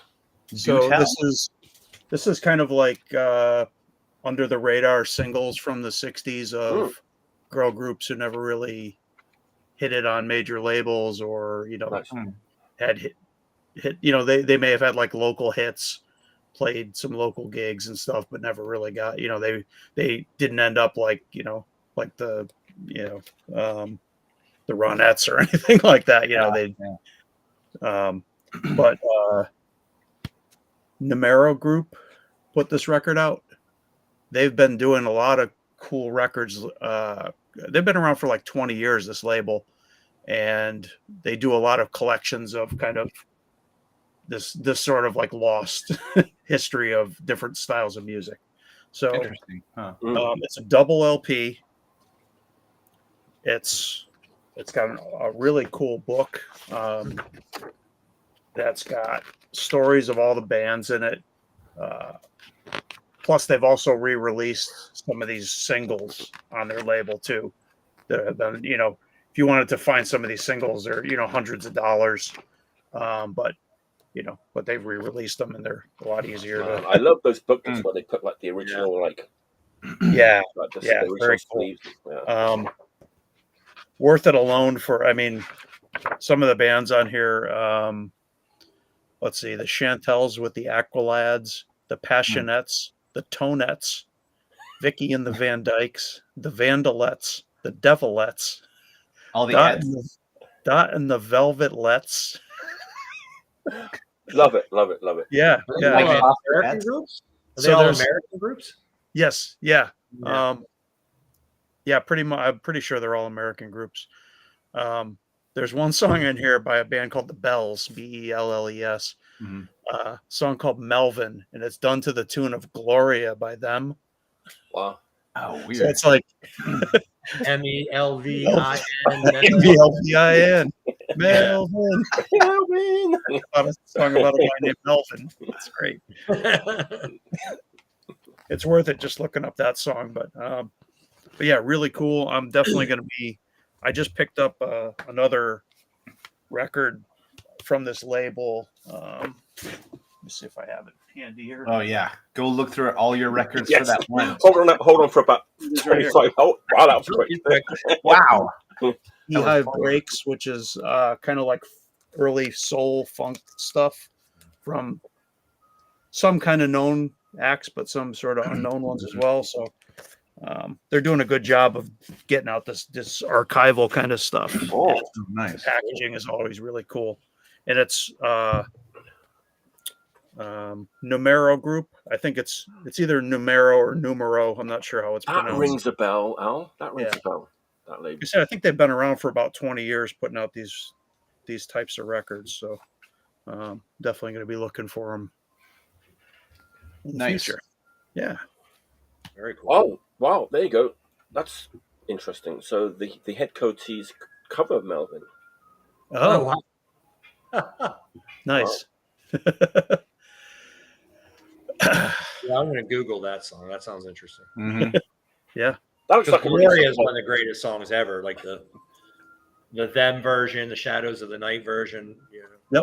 Yep. So I got to hear the female perspective of the song. Melvin. I saw Van Morrison do it once. Oh wow. Yeah, he was very disinterested in Man, as you would expect. when I lived in England in Bath, a bunch of friends of mine, punks, lived in the apartment like where Van Morrison lived. Yeah. He was not a pleasant fellow. No. Well, I guess he wasn't happy about living above like a bunch of punks. Yeah. Didn't bring out the best in him. He's one of those few artists that I like his music so much I kind of ignore. I'm not going to get anything that's going to give him any money. I'll buy like used records. I don't want to support him financially at all, but yeah, I'll still listen to him and just kind of try to forget who I'm listening to. He kind of went off like the deep end with like anti-vax, anti-COVID. Oh, he's the top. The immigrant thing, like he's anti-immigrant now. Yeah, like him and Clapton. Yeah, fuck Clapton, man. Anyway, let's not give too much airtime. No, I don't want. Yeah. So I started it. We don't need to get into that. We'll be here for like 3 more hours. Yeah, we're gonna name all the boomers on next episode. Anyway, that looks like a great sort of That's cool. done, compilation. Cool. Nice. All right, Eric, what's your? All right, Eric, what do you got? What you got? I was going to switch up my order just to keep going with this PP thing, but a little bit of foreshadowing. I'm not. I'm gonna stick to the order. And then my final pick, we'll go back to the PP jokes like a bunch of 13-year-olds. But we have to do it live. Yeah. You realize I've never shown a Pittsburgh band on this show. So I'm going to go set the dial in the Wayback Machine, like way back, to one of our first punk bands from 1980. The Pittsburgh punk scene, I mean, that was way before my time. I was, into Empire Strikes Back and AC/DC and stuff in 1980. That's for Andy, because I know Andy's a big Star Wars nut. But never heard of it. Never heard of AC/DC? But so anyways, Pittsburgh punk back then was weird. Hardcore, aggressive punk and all that came late to Pittsburgh. Okay. Like 1983. So anything in the 70s, late 70s, early 80s was either kind of like bar rock, like the American version of like pub rock. We'd call it bar rock or something. It was kind of punky, but it was more just like kind of like working class rock, or stuff that was kind of like New York no wave, or oh my god, PP word, post punky, keyboardy. But anyways, this record is from 1980. Car Sickness. Car Sickness. Yes, this album, and it's entitled "Shooting Above the Garbage." And this was a Pittsburgh band. This is a Pittsburgh band. It's on a label, TMI, which was a Pittsburgh label that put out a lot of like the kind of punk releases at the time. They did some stuff from like bands from Akron, Ohio, and Kent State and stuff like that too. Ohio, Pittsburgh bands. But this Car Sickness record has been a bit of a thorn in my side my whole life because we were talking about pigeonholing bands and branding them and putting them in cubes. And okay, they're this, they're that. Mm-hmm. It's really tough to do that with this band. They are like. So how would you categorize it? I'm about to try. Yeah. I don't even know where to begin. Okay, first off, the lead singer, he went by Joe Soap. He was the guitar player, singer. His real name is Carl Mullen, and he's actually from Ireland. He's from Dublin. He moved to Pittsburgh. I don't really know the history of why he ended up here, how he ended up here, but he's Irish. He's actually Irish. He's not like an American who says, "I'm Irish" on St. Patrick's Day. Right. So maybe his IRA had to get the fuck out. Well, I mean, they have some like kind of political-ish songs, some anti-Klan songs and stuff like that. So who knows where he stood with it. I don't know any of these people personally. I have a lot of old friends from this area, but I never knew these guys personally. But he's a big Clash guy, right? Mm-hmm. And so he when he sings, he's doing like his best Joe Strummer. It's cool, you know. And I'm not making fun, but musically, man, they are like very no wave. Like I said, they have a keyboardist, an organist, guitar, bass, drums. Some of the songs, the keyboards are the dominant instrument, and it gets almost Screamers like, but it's not as like weird and quirky and goofy and Devo-y as the Screamers. It's, you know, and, you know, they do some token like reggae songs. They have a song where, you know, he keeps singing, you know, fighting, and the Ruts come to mind, you know, Job War, Ruts. A lot of it is kind of clashy, but it's like, and again, I'm not making fun, but they didn't have like the talent the Clash had, and the recording is a little bit more lo-fi stuff. So you're not getting the Clash, but to a trained ear, when you listen to it, you're like, oh yeah, they like the Clash. And the songs are short as hell. The first song, called Faster, is literally 20 seconds.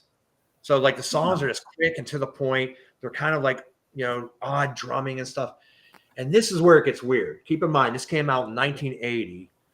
The B-side, I mean, there is 18 songs on this record, so they're short songs. I keep reminding you they're short songs because once you get to the second side, Drop Dead Who, a lot of Minutemen. Yeah. Now, the Minutemen, this kind of almost predates the Minutemen because the Minutemen's first single, or not even single, the 7-inch EP was Paranoid Time. I believe that came out in 1980 also. Yeah. I don't know if that came out. These guys heard it and were influenced by it. I can't imagine the Minutemen were influenced by these guys because this is very regional. Mm-hmm. This fucking record is a mystery. Like I said, it's been kind of a thorn in my side. I've been trying. I hate to be that guy that always has to like figure out music and like who are they influenced by? Where are they going for stuff? But I can't help it. That's the way I am. That's what I do. But that's kind of the whole point, is that having this discussion to be like, what the fuck is this thing? This is like, it's really interesting, and it's hard to find. Now I'm curious. Now I want to know about this band. Currently, like there's one copy on Discogs that goes for like $300. I mean, these records are kind of rare. The Pittsburgh punk at the time, like I said, Car Sickness. We had another band called the Cardboards. They were definitely a little bit more like screamers, synth, keyboard driven. An all-female band called Dress Up as Natives along this line. Like all the bands, you know, they weren't very hardcore. They weren't like punk rock in the sense of even like Sex Pistols, Ramones, or anything like that. Pittsburgh had a very unique sound. You know, the bands were very unique at the time. So very organic. Definitely, when you listen to this, it's a kind of band that they're trying to figure out their sound. You know what I mean? Mm-hmm. As much as they're like, oh, we like Clash, and we might like the Minutemen, or we might have discovered a time machine and discovered the Minutemen in 1980. Or you know, the Ruts or the Screamers or whatever. It's also very original, very unique, very organic in that way. It's just a cool record. And I figured I'd show it because The Five's another one.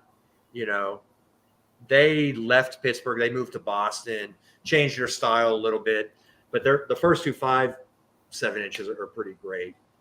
But a friend of mine hit me up randomly, an old friend of mine. I sadly don't see that much anymore. And there is a Car Sickness. It's not a discography. It's just like kind of a collection of songs that came out on an Italian label. I should have written it down, but I didn't. You can find it. You can get it through like Get Hip, and you know, a lot of distributors have it. I recommend it. Definitely get it. And he hit me up randomly. He's like, man, I'm listening to that Car Sickness all the time. I'm like, oh yeah, they're great. And he was just like trying to figure them out also, you know. And they do have a song called like Bill Wilkinson, and he's like, what is that song about? Who the hell was this Bill Wilkinson guy? I'm like, well, he was like the Grand Wizard, the Imperial Wizard of the KKK or whatever, I guess in the 70s or early 80s. And they wrote a song like an anti. It was like, Bill Wilkinson, fuck you, KKK, fuck you. You know. And he's like, that's what I thought. I, tried to explain it to him. And then it got me thinking, I'm like, man, I got to go home and dig out my Car Sickness records and revisit, because I rarely listen to these. I haven't listened to this in forever. Mm-hmm. So I've been listening to this a lot this week, and then naturally I'm just going back to like, what the fuck were they trying to do? I can't figure it out. Yeah. But that's what is kind of cool about it. That's what makes it a cool record, is you can't figure it out, But it's definitely really original. Like I said, really short songs. They're artsy, they're no wavy, but like they're also kind of like, they're not weird like Devo or Screamers, singing about goofy shit and just being all like robots or whatever. It's, kind of serious, kind of political, social commentary. The songs are short as hell, and some of it's straightforward. The straightforward stuff sounds like Minutemen, but it predates Minutemen, I think.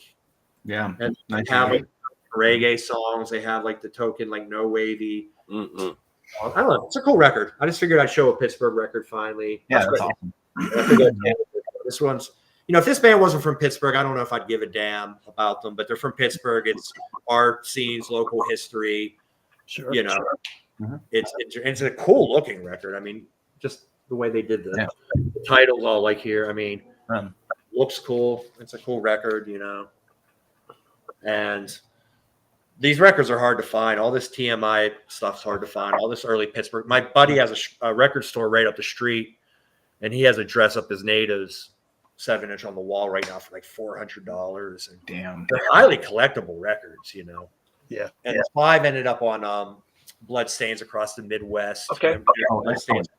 So the 5's on there and stuff. It's really like, regional stuff that I don't know how much of it actually got out of Pittsburgh.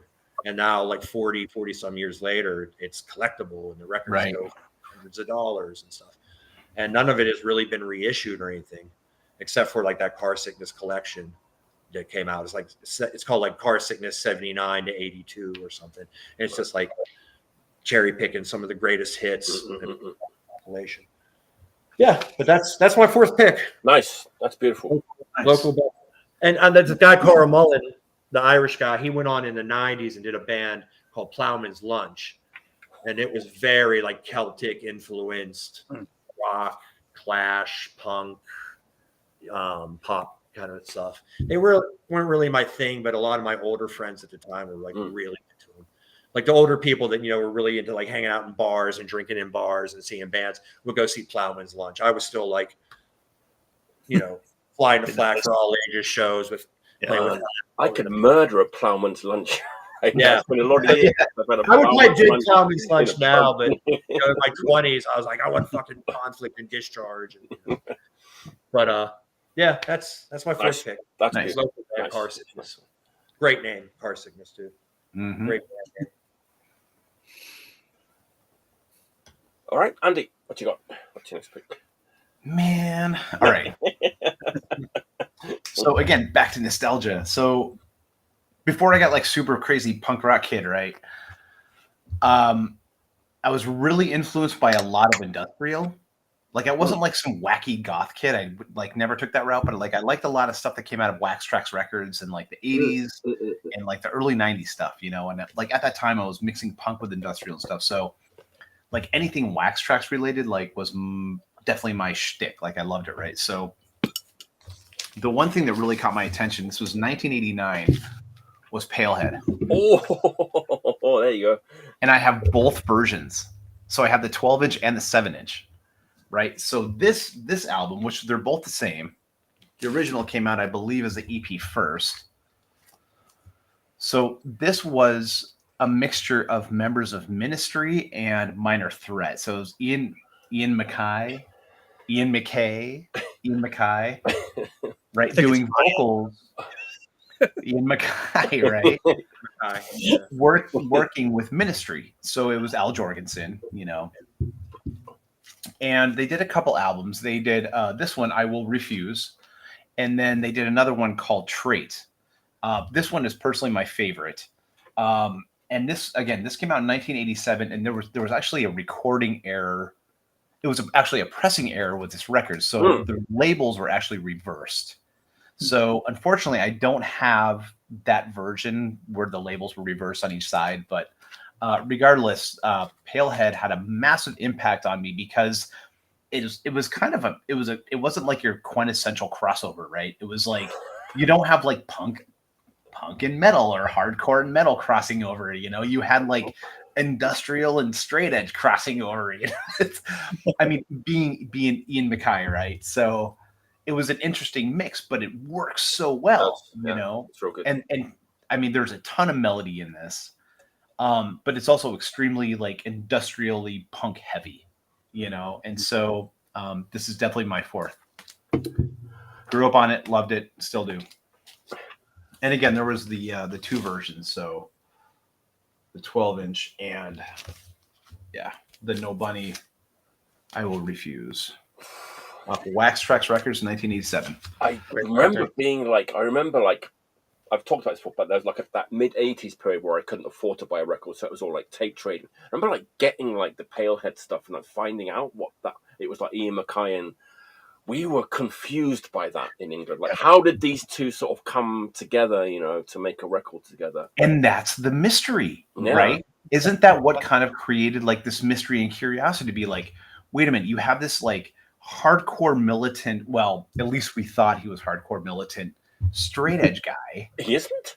With this like super party dude, you know, and it's like these two worlds came together and collided and probably made, for me, probably one of the best records, at least in the industrial punk realm ever. It really works, right? It does, man. It does work. Even the other album, Trait, like Don't Stand in Line, like listen to that track, Don't Stand in Line. It's got such killer melody because you got Ian MacKaye's vocals with like this industrial backbeat shit, you know, and it's awesome. So I was looking around just now because I have this like reissue thing, which I can't see it, but it might be everything on like 1/12-inch. It's like a recent reissue of the I Will Refuse and that, but it might have, yes, but it has a different cover. So it has a white cover. Okay. Yeah, I'm not gonna. Yeah, I don't know about any reissue. Like I've had these for a while, just because I was like, this is the fucking best record in the world. But is it better than Egg Hunt though? Okay, now wait a minute, Mike Foster.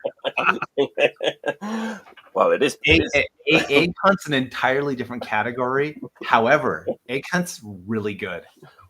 It's really good. I mean, for a one-off record for a bunch of guys sitting in a studio, like nothing else better to do. Yeah. I mean, it was like Fugazi. It was pre-Fugazi, so it's. Yeah, I think it's just because I probably like heard both of those like around at the same time, which made it even more like mysterious. You know, like he's doing this and he's doing this like all around the same time. So, they're interesting experiments. You know. Yeah. Man Should Surrender 7-inch is good too. Yeah. Palehead 7-inch. Yeah. Yep. That's right, man. Definitely. So that's number 4. Nice. I somehow came across about when that stuff was coming out. I came across a Palehead shirt, and I still have it. It's one of my prizes in my closet. Yeah. Just one of those ones that I don't wear very much. If at all. I have every shirt I've ever bought in my life. Except my token entry shirt, which I sold to someone in Germany for a lot of money. But really? Man, I bet take a picture of your closet, dude. Jesus. I You should do an episode like this where people show T-shirts instead of records. People show bands. Try them on. Do they still fit? Yeah. I have a hiatus shirt. You guys could smell from here. That's what that smell was. All right, last round. We're having a good time. Cheers, everyone.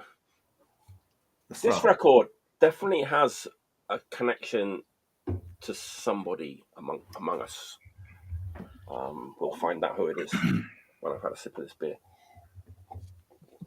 So actually, I've been wanting to find this record ever since the singer of this band came on the show. He was a great guest, and I've been trying to get him back, and I hope he will come back. It's Rob Henry. Oh, yeah. And Rob was a singer in this band, and talking about like attempting to like put bands in boxes and categorize. I'm not even going to attempt to even start making a box for this band because they don't fit anywhere. I was just absolutely blown away by how amazing this record is. It came out on Iron Lung in 2011, and it blew me almost as much as like the Subdued record, which is a new record. This one sort of had the same impact on me. Bear in mind, this is the first time I'd like ever heard this band, and I got it used. And I'm probably guessing that you guys probably saw this band live, and I've heard that they were quite an amazing live I have a feeling I know what you're going to be back in the day, and they do not fit into any box. And I'm curious to sort of see how this band was perceived or taken like back in like this era of time where I'm talking about Kim Phuc and interesting Copsucker, yeah. Man. How to even... Okay, this is a funny thing. I bought this at Punk Industry, which is a record store in Osaka, and it's used. And it did say here, it's not. It did say alternative rock on here, which I thought was interesting. Not my words, the words of the proprietor of the shop. But you know what? It kind of does sound like it could have been on like Touch and Go or like AmRep or something like that. It's punk. It's a punk record, but man. Rob's like vocal performance on this record, man, it like grabbed me by the throat. It's like it just took me in. It's so powerful. Like really, I was just really, really, really blown away by how good this record is. It really like shook me actually, like how great it is.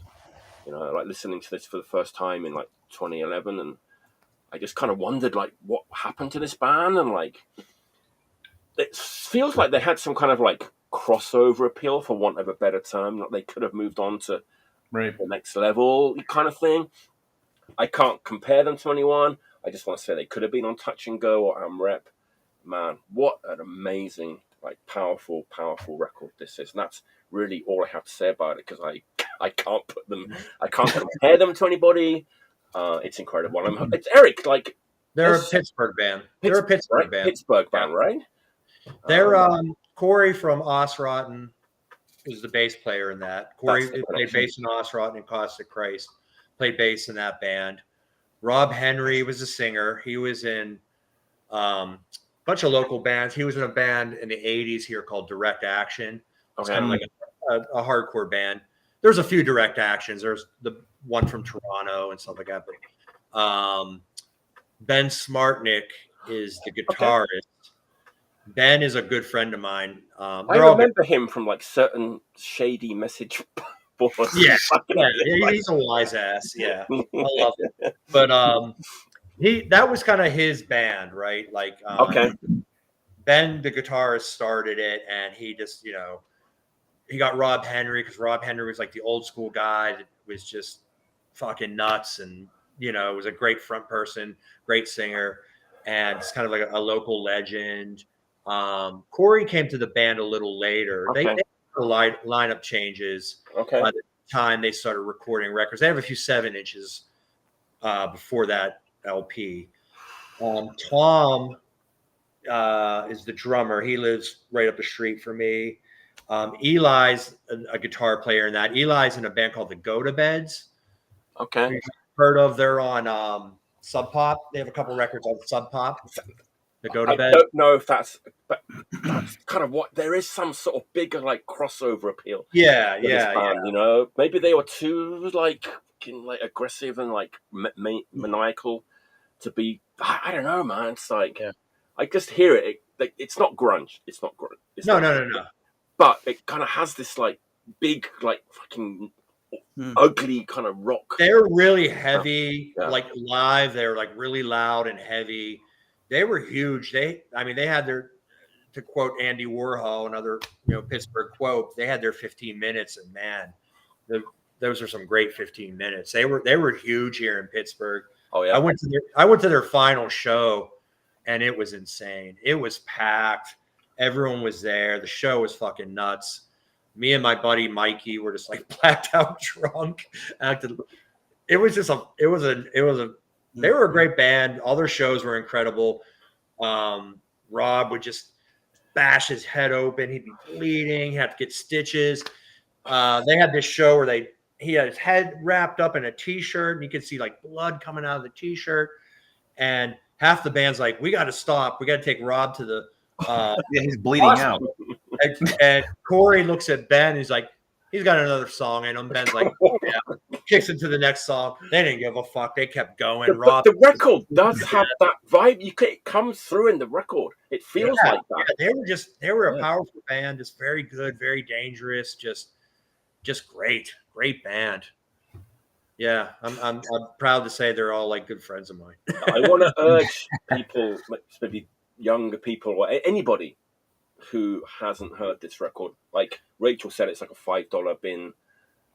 Fucking try and find this record. It might impress you more than you might. Yeah. Their 7-inches were really good too. Oh yeah, and they crossed over, like a lot of indie hipster kind of people would go see them, punks, hardcore people,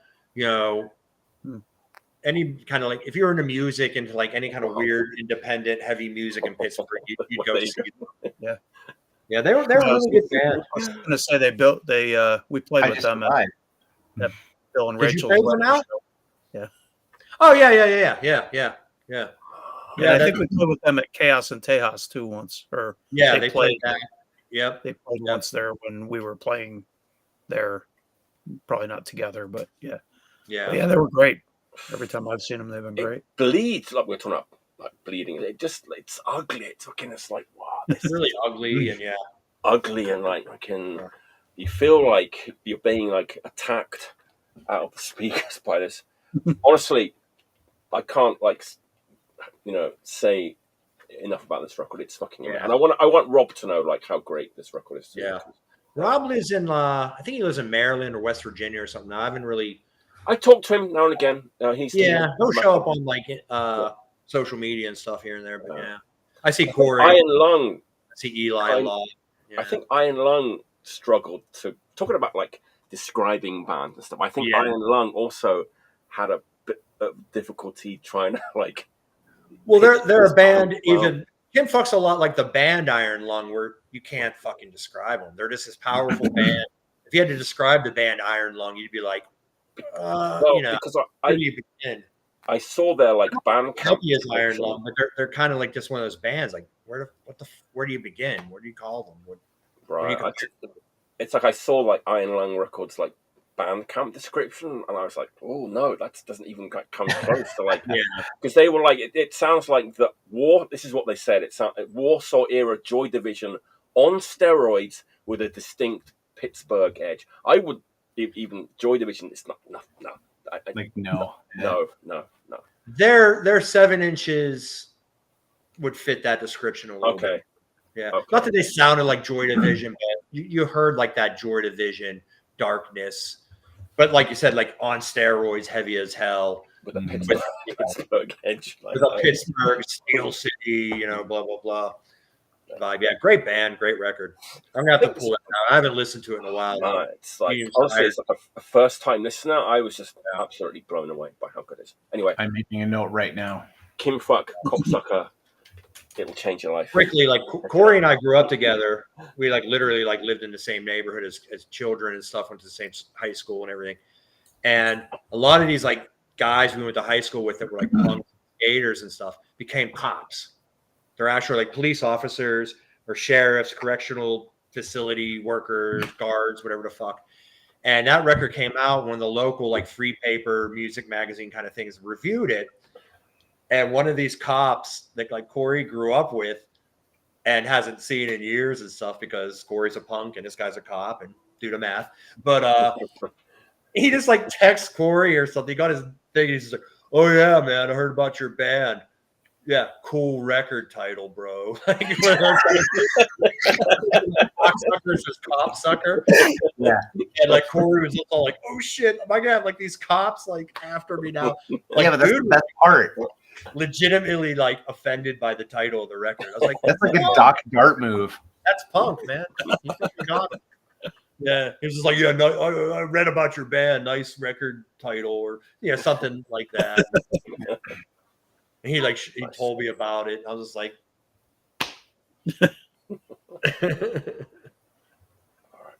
But it does make you sort of want to punch a policeman like, when you listen to that. yeah. Right. All right, Al, what's your last pick? What's my last pick?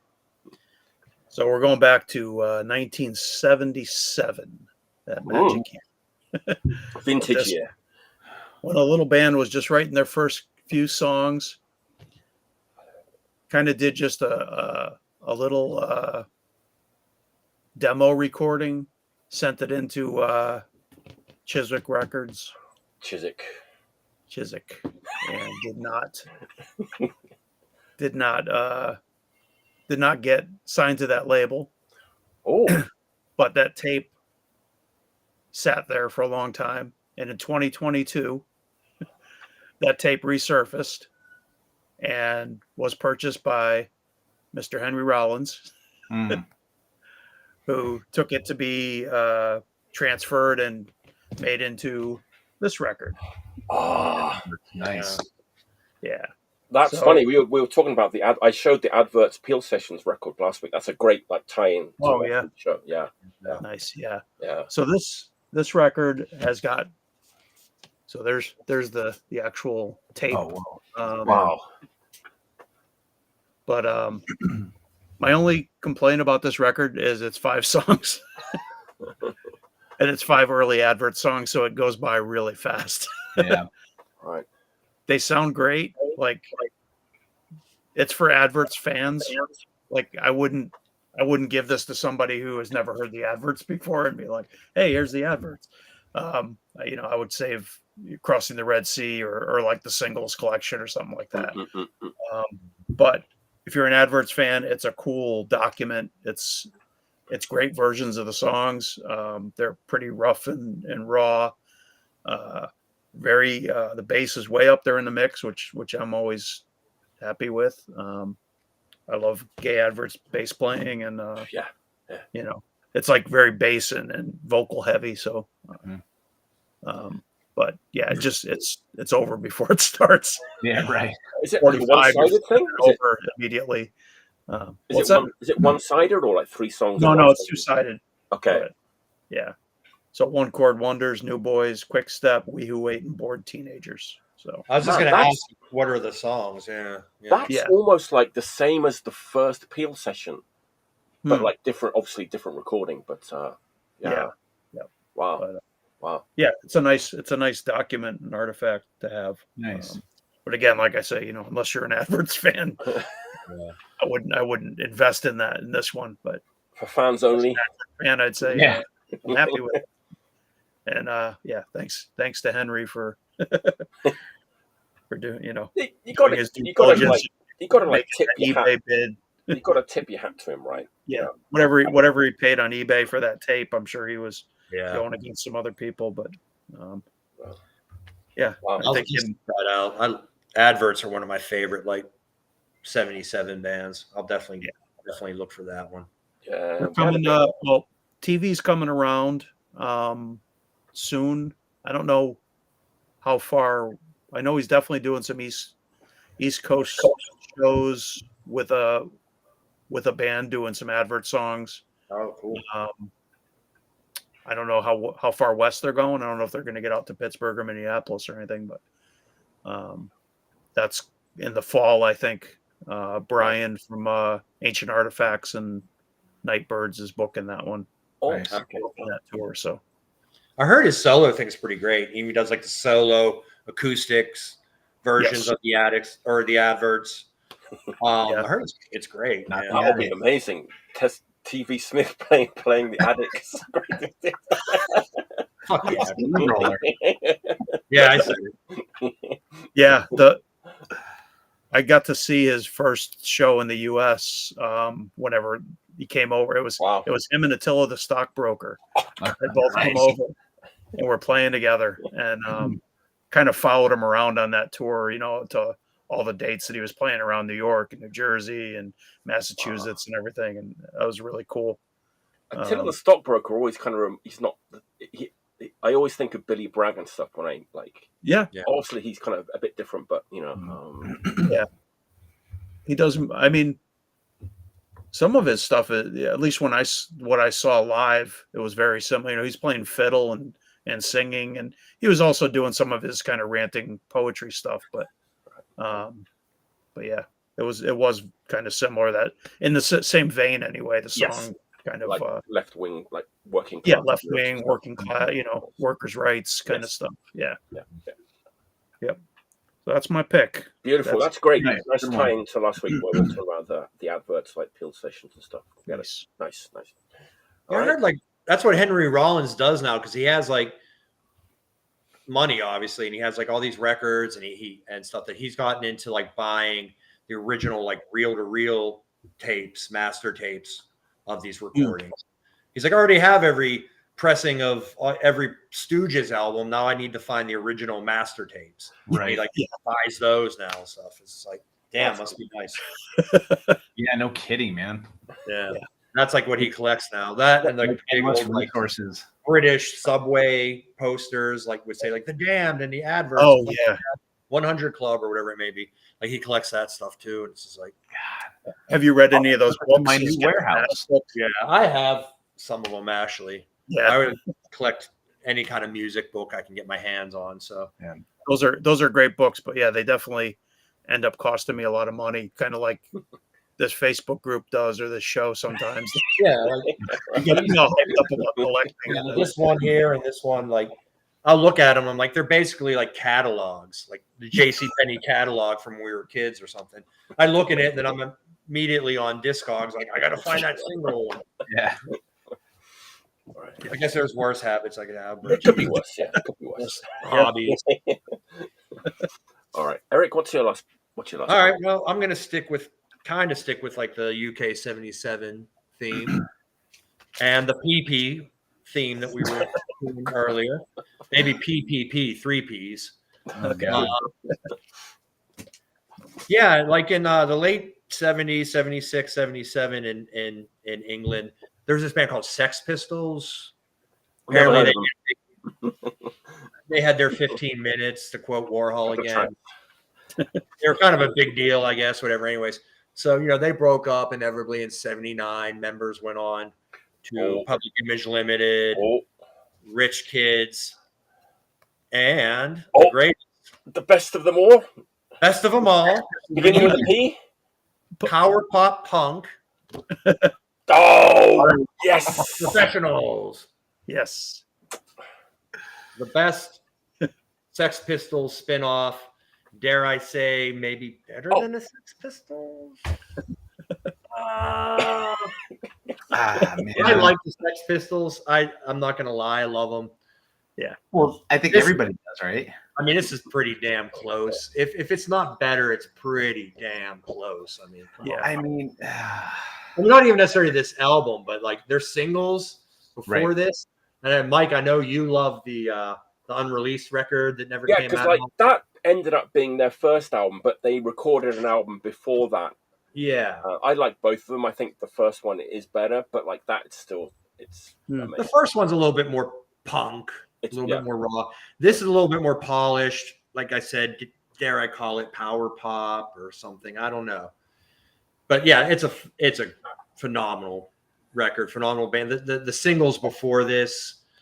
Just Another Dream, 1, 2, 3, 4, Join the Professionals. Those singles are so fucking good, man. Yeah. And the single from this is called The Magnificent. They did a 7-inch single of it. And that song, it's the first song, on this album.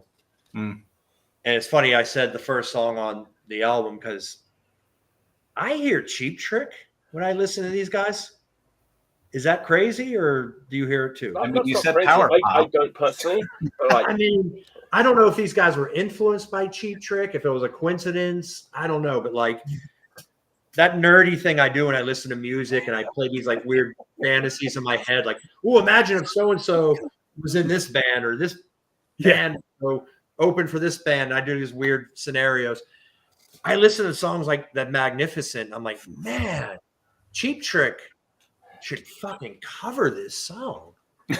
I mean, every song is like super, like it could have been like a hit single, like in a band. Yeah, every song has the pop sensibilities of right. that Cheap Trick had, you know. Not to sound like Moan from Fast Times at Ridgemont High, but it's just like, man, what a great record. What a great band. Is like, yeah. Steve Jones is the coolest Sex Phuc and Jones, man. Phuc and Jones. Steve Jones, man. I mean, Sid was Sid, you know. Johnny Lydon is like a shithead now. He's like a Trumpster, blah, blah, blah. Yeah. You know? Phuc was just kind of like the quiet guy along for the ride. Sex Pistols were kind of bastard anyway. You know? And even Glenn Matlock, I mean, apparently he did a lot of the writing for Sex Pistols, didn't get a lot of credit and stuff. Yeah. But man, Steve Jones is just that guitar tone and his playing, his attitude. Pioneered, man. What's that? It just pioneered sound. Yeah, you know? Yeah. I mean, this record has a lot of attitude, but it's not like the Sex Pistols attitude of like the sneering, snotty, right? Punk rock. Yeah, we're good for the cameras. Yeah, it's got like his arrogance, like that Steve Jones, just smirking arrogance, like attitude. Right. It kind of comes off as being pretty cool, you know. Like it's funny though, Eric, because like back, sort of talking about it's like about 15 years ago, we were. I remember like having this like conversation about the Professionals, like on the message board. When we talked about the first LP, people immediately thought we were talking about that one, right? And I was like, no, not that one, like the other one, because I think it had only at that time it was only like at a bootleg, a Japanese bootleg LP at that time, right? So I was like, no, like not that one, the other LP, and then. People freaked out because they didn't know about like there being like another LP, and then people were like scrambling to find it, and like there was a huge like Professionals, like we couldn't stop talking about Professionals, you know, like and how great they were, and like I'm embarrassed to say I do not own a copy of that first. But it's not. I think it's still not officially available on right. There's like bootlegs and stuff, and you know if anybody out there knows where I can get one, they have one. Hit me up. Henry. yeah, right. Seriously. If anyone could do it, it could be Henry Rollins. Get on it. But I have like all the singles. I have this. They're great. I mean, I tell you what, it's pretty good too. It's like they made a record about. They made an album about 4 or 5 years ago. That one's pretty good too. Really? I never listened. I know like Steve Jones is no longer in the band. It's Paul Cook and a bunch of like other guys. But it's not leery to check that out, but it's not terrible. But like I mean, they wrote the perfect songs. It's like when you listen to like 1, 2, 3, 4 of the Magnificent, you're like literally they're like perfect songs. Yeah. They're just flawless, perfect pop songs. Absolutely. Yeah. That's a beautiful pick, man. That's beautiful. Yeah. Great band. I love this record. This is like a Friday night record. You know, this is like you put on something, have a beer, you're gonna go out, you want to get in a good mood, get all pumped up, sing along. Like it puts you in a good mood. It's a great record. Just great band. Yeah. Nice. I mean, there might be people out there who still like haven't listened to the Professionals. Check them out, man. Check them out. There's actually YouTube, Google, check them out. There's like those great promo videos too, right? For 1, 2, 3, and like on YouTube you can see as well. And then like the movie too, right? The Magic States. Yeah. Which was like it was the Professionals, but they called him something else, and then like the singer was what's his name, Ray Winstone. Yeah. The bassist was the guy from the Clash, Paul Simonon or whatever his name is, and then it was Steve Jones and Paul Cook.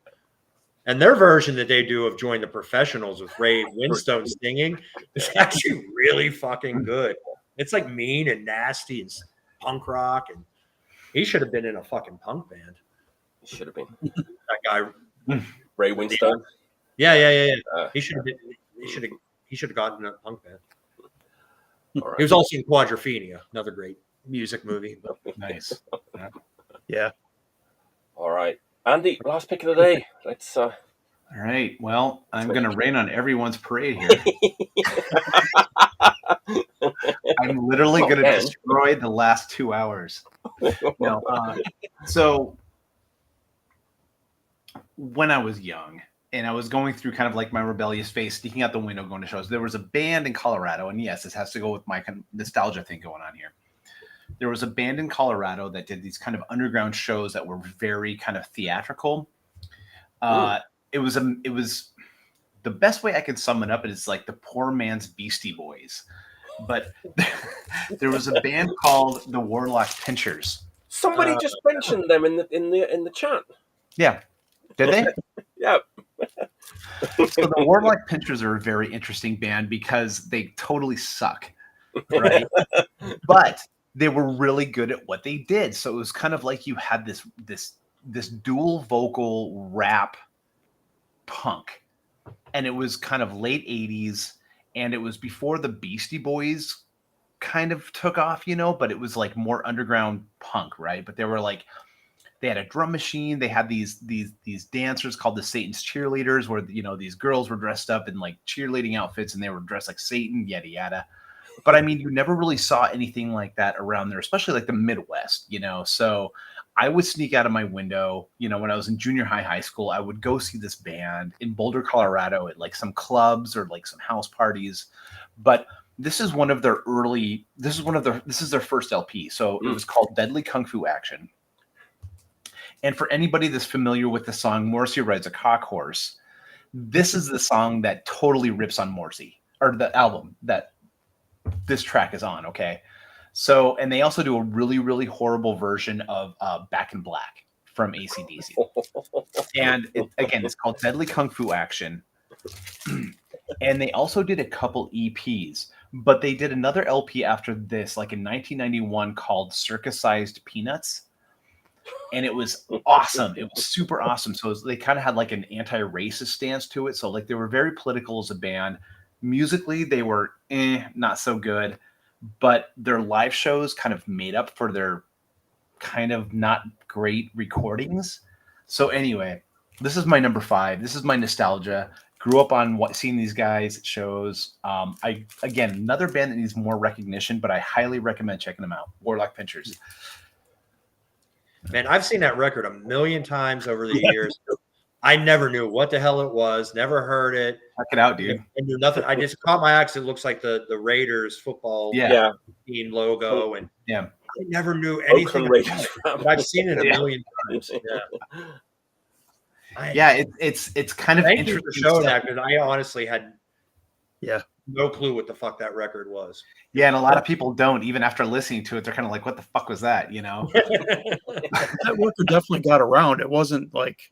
It was out there, I remember seeing it all over the place. I remember that band from like maybe in Flipside and stuff. They were quite prolific, Yeah, absolutely. And so they kind of started to trend in Colorado too, because other bands started like following suit. So there was Foreskin 500, which started doing like the like electric drums, and like kind of the rap thing. And then you had like Weasel Family Album, which was doing exactly what the Pinchers were doing, which was like this. 2 white guys rapping to like this drum machine and like this crazy guitar punk riff. So it was an interesting mix. So, I mean, check it out. It was not my number 1 thing to pick, but it was like, I've been like reverting back to my childhood listening to this stuff. And so, yeah, that was one of them.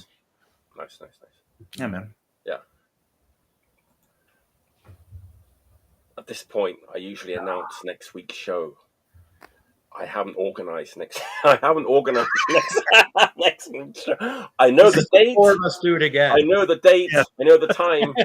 I just got to get 3 people to tune in next week. Let's just keep going. We'll record it now. July 26th. Yeah, just keep going. July 26th. 5 more. Eastern. It could be just me, or it could be me, Henry Rollins, Ian Mackay, and Al Jorgensen. Who knows? Give me a call. Who knows what's going to? I'll get some people in. Trust me. Chaos. He wants to come on, which surprised me. He's like, I'm waiting for my invite. I was like, do you really want to come on and do this? Dude, he wants to come on. Let's get him on. But I was like, but it's like, you're in England. It's like 3 o'clock in the morning. It's like, I'm always awake. Dude, he doesn't sleep. Like he has horrible insomnia. Yeah, he said that. Yeah. Let's get him on. Maybe get him on. Not next week, but like sometime in the future. Make sure you get plenty of sleep and you have enough beer in front of you because he's got a few words inside him, hasn't he? Just a little. A few opinions. Yeah. All right. Thanks for tuning in. It's been a blast. It's always a great time. I've had a great time. You guys. It's always fun. Sure. It's PP time, not that kind of PP. Yeah. Until next time. Tune in next week. There'll be something going on at 10 o'clock Eastern. Awesome. Until next time. Stay healthy. Thanks, Mike. Cheers, guys.